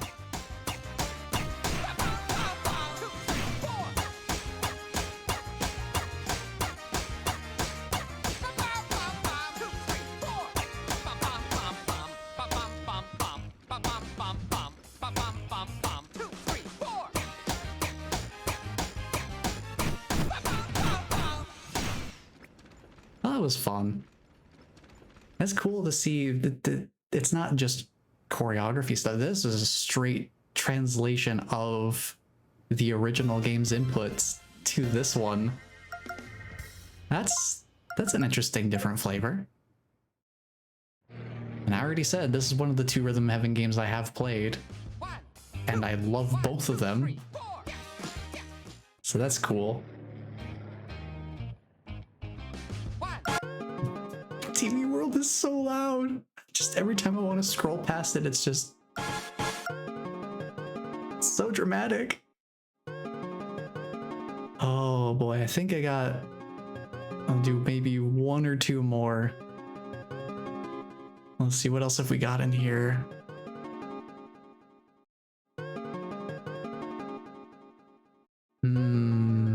What's a good option?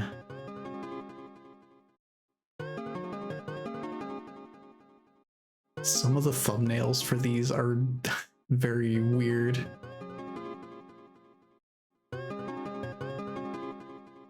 What's another good option?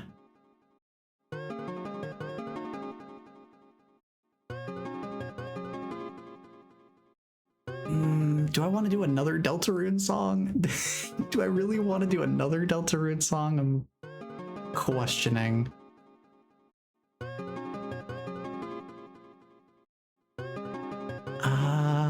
How about... Yeah, you know what? Sure, why not? Why not?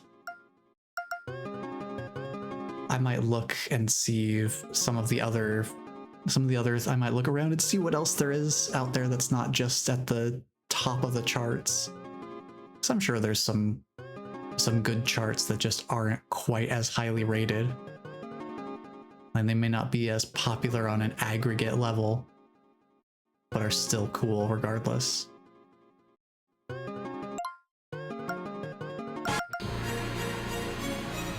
Why not? Why not Big Shot? I'm sure Spantoon would say the same thing.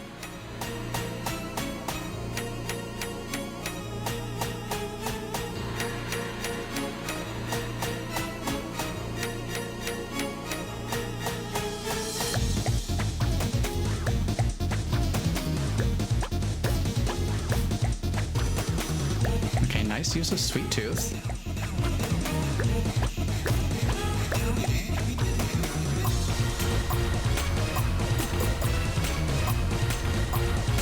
timing on the charting is a little loose.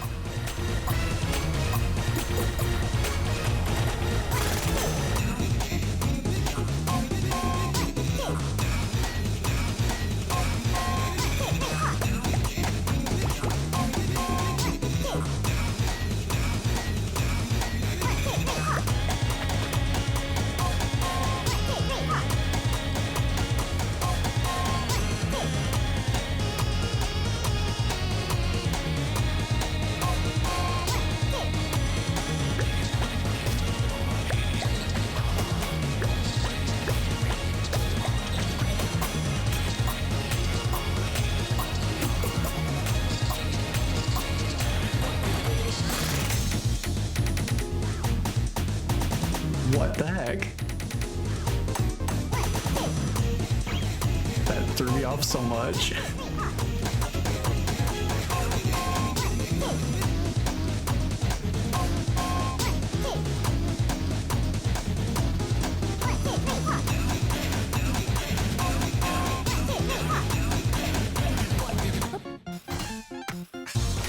It's so mean.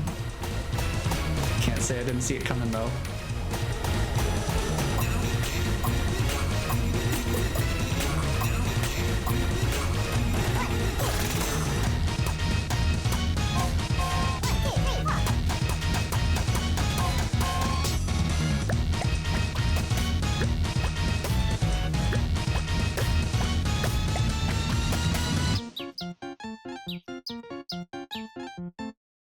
Interesting. I mean, that was a pretty good chart. I could feel just a tiny little bit of give and take on the precision of the timings, though. Even though I wasn't playing super great myself at certain points, I can feel just a little bit of wiggle room on where they decided it's close enough to being on the beat. Kind of thing. I get the feeling that's probably where the division starts to happen, transitioning from 5 stars to 4 stars. It's probably a good chunk of it is just how tight is the rhythm compared to the song that it's meant to be playing along with. And I guess also just how well do the options for minigames, how well do they fit together with the original song in terms of theming, stuff like that. Spam didn't stop, please. This really is just, these just sound like ringtones. Now, I do see one more. I have to see how this plays out because this just doesn't make any sense to me how this would work. How do you do this? It is the only 4-star rating that we're gonna see today. But I'm so curious how this is gonna play out. Y'all ready for this? I don't know if you're gonna be ready to see what song I added in.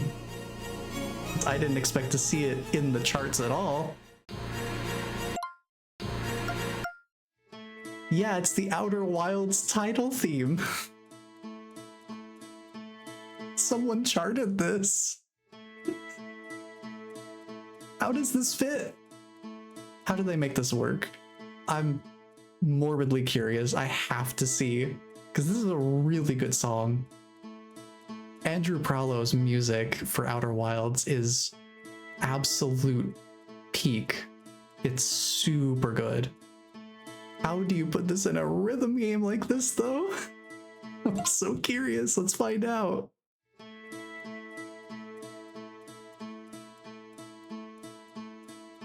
This is the right setting, I would think. The chilled out ocean mixtape.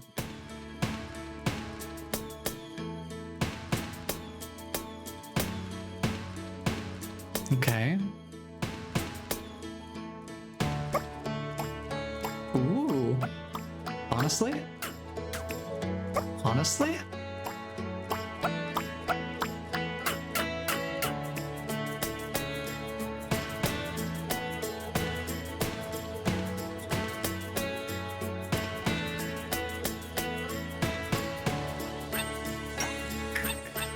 Sneak down.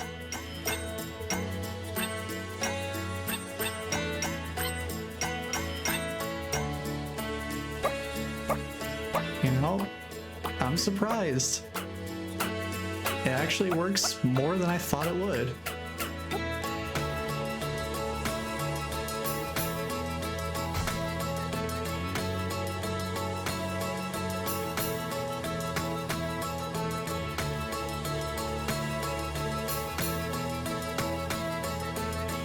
I genuinely didn't hear the first double tap cue.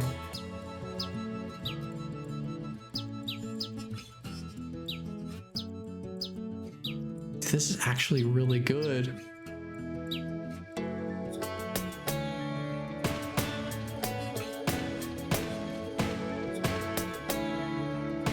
Why is this only 4 stars? Why is it only 4 stars? Hello? I feel like this is actually pretty well done. I was skeptical. Serves me right. I should have had absolute faith that anyone working on Outer Wilds, anyone working with Outer Wilds as the source material, they usually have great respect for the theme and atmosphere of that game and its contents. I will never doubt the Outer Wilds community ever again. I don't know why I ever doubted them. That actually worked super well. I don't know why that was a 4-star rating. Why would that have been anything less than a 5? Interesting. I'm gonna have to look. Let me look at see if there's any reviews on it that have text. No, the only one that's in there is just someone saying absolutely peak. And I agree. It was actually very good.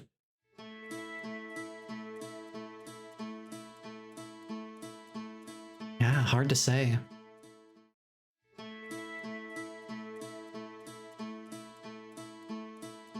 yeah, that was really well done.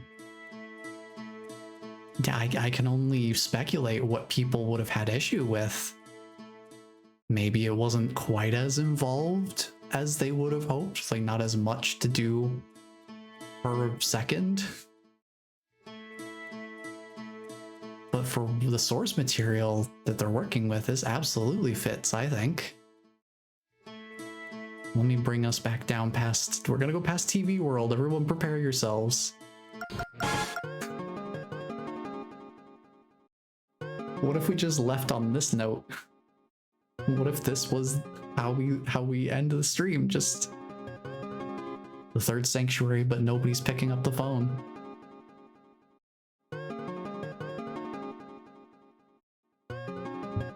Well, heck yeah, I'm gonna have to take a look at the custom charting options for this game and see how they are to work with, because I'm curious now.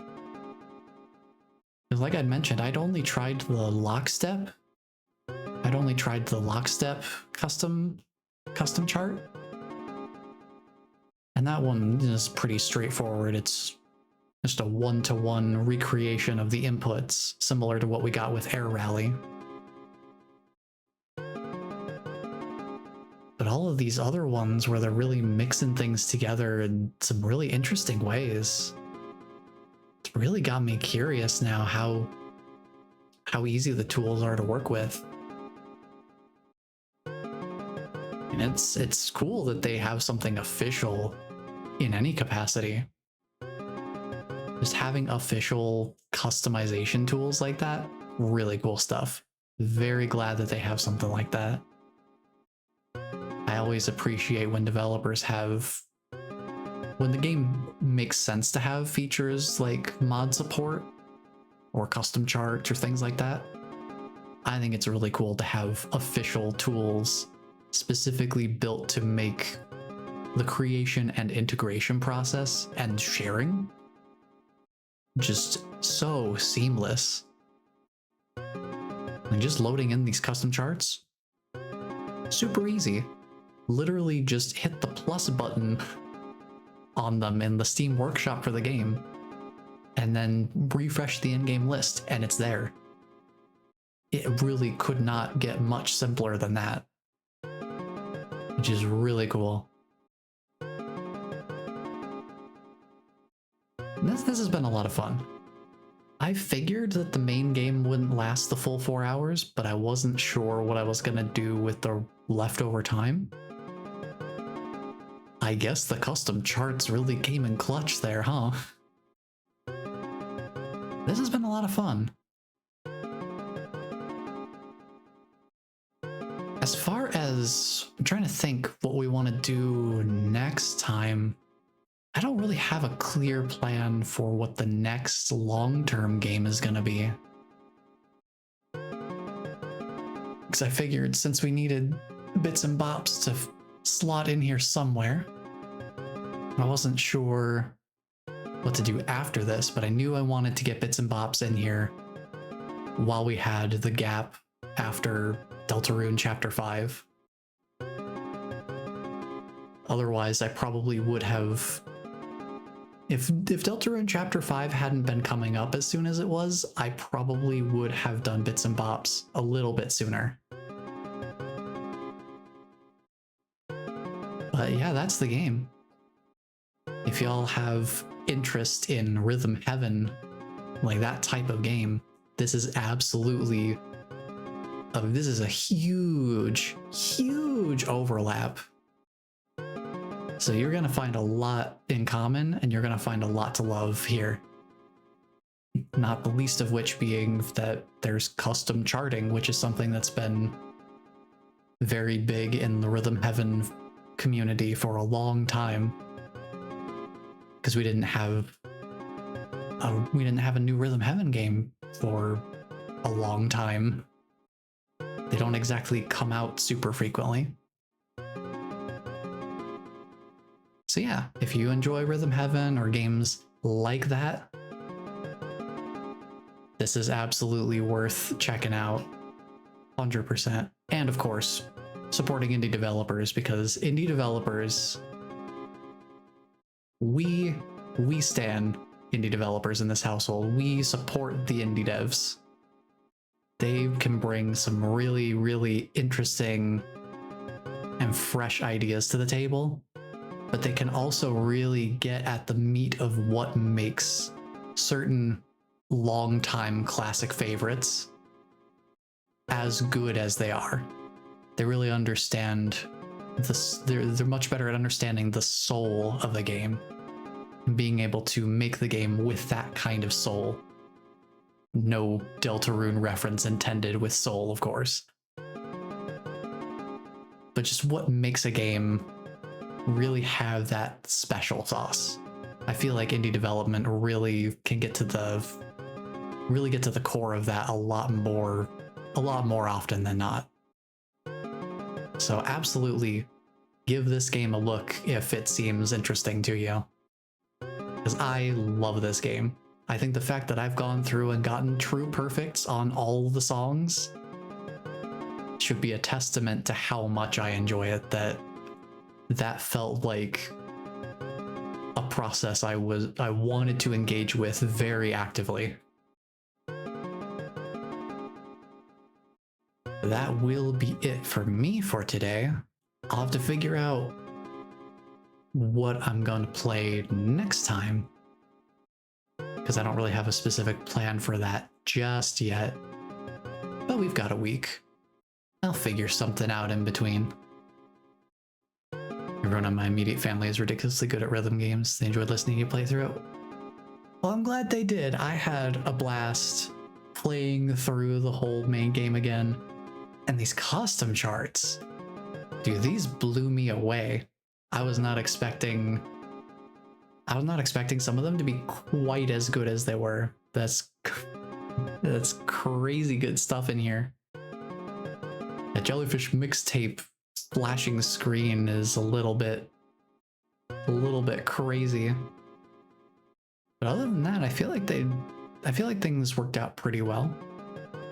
And of course, the music is always, we got to listen to some good music. It's kind of a bridge between just listening to music and playing the game. Why not both? ¿Por qué no los dos?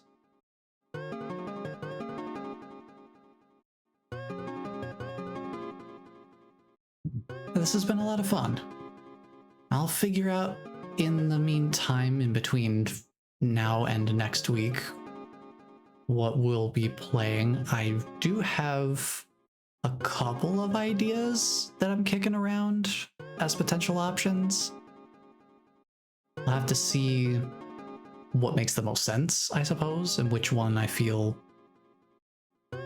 feels like the right choice to commit to.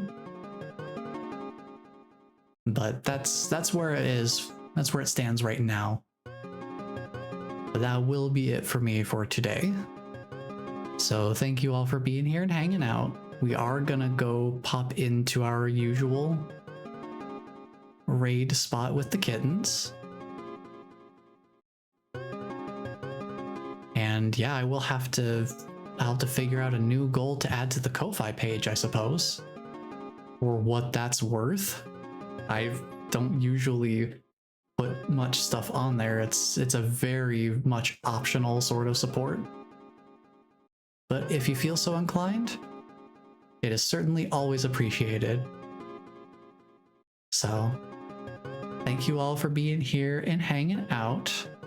This has been a lot of fun. I was just gonna check one thing real quick. See if I've got anything here for it.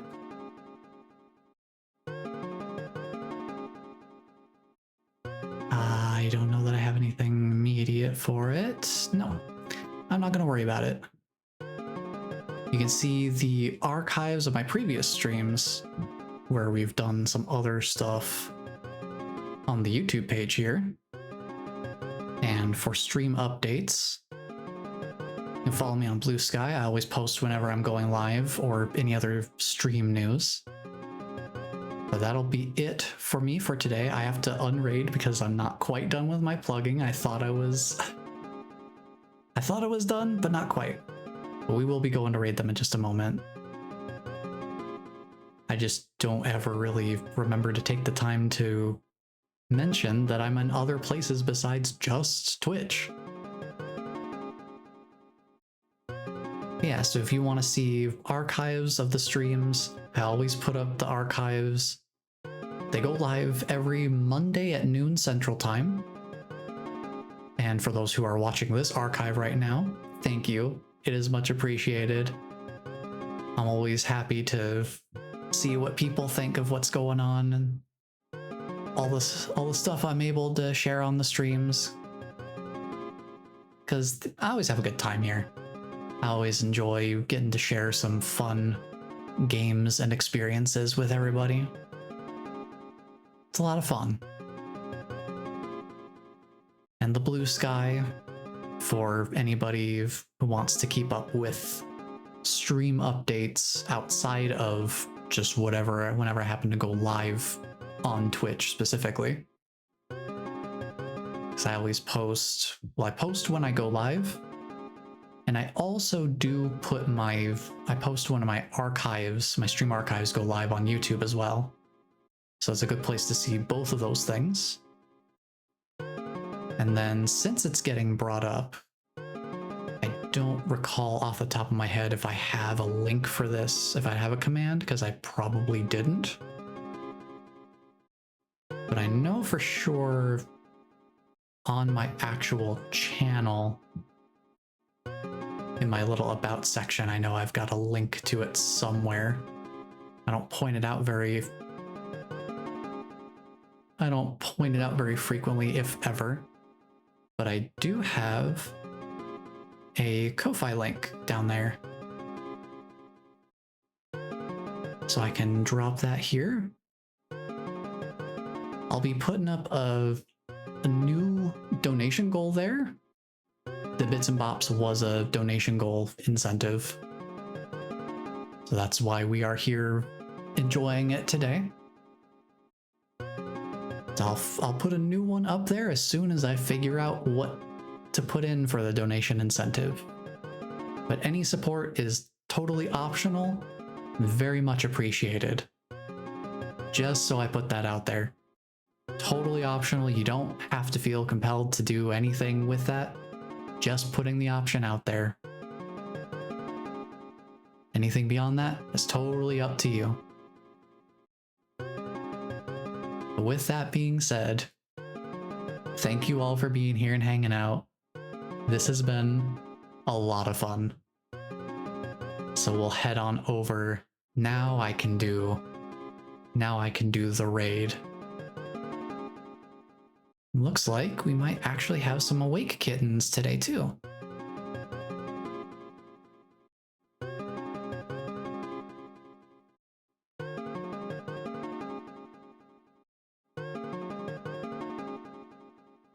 And I guess, yeah, I do technically have a raid message. I don't ever really use that, huh?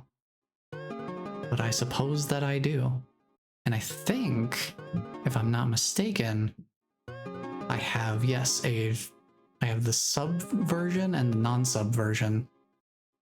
So that we have options for everybody.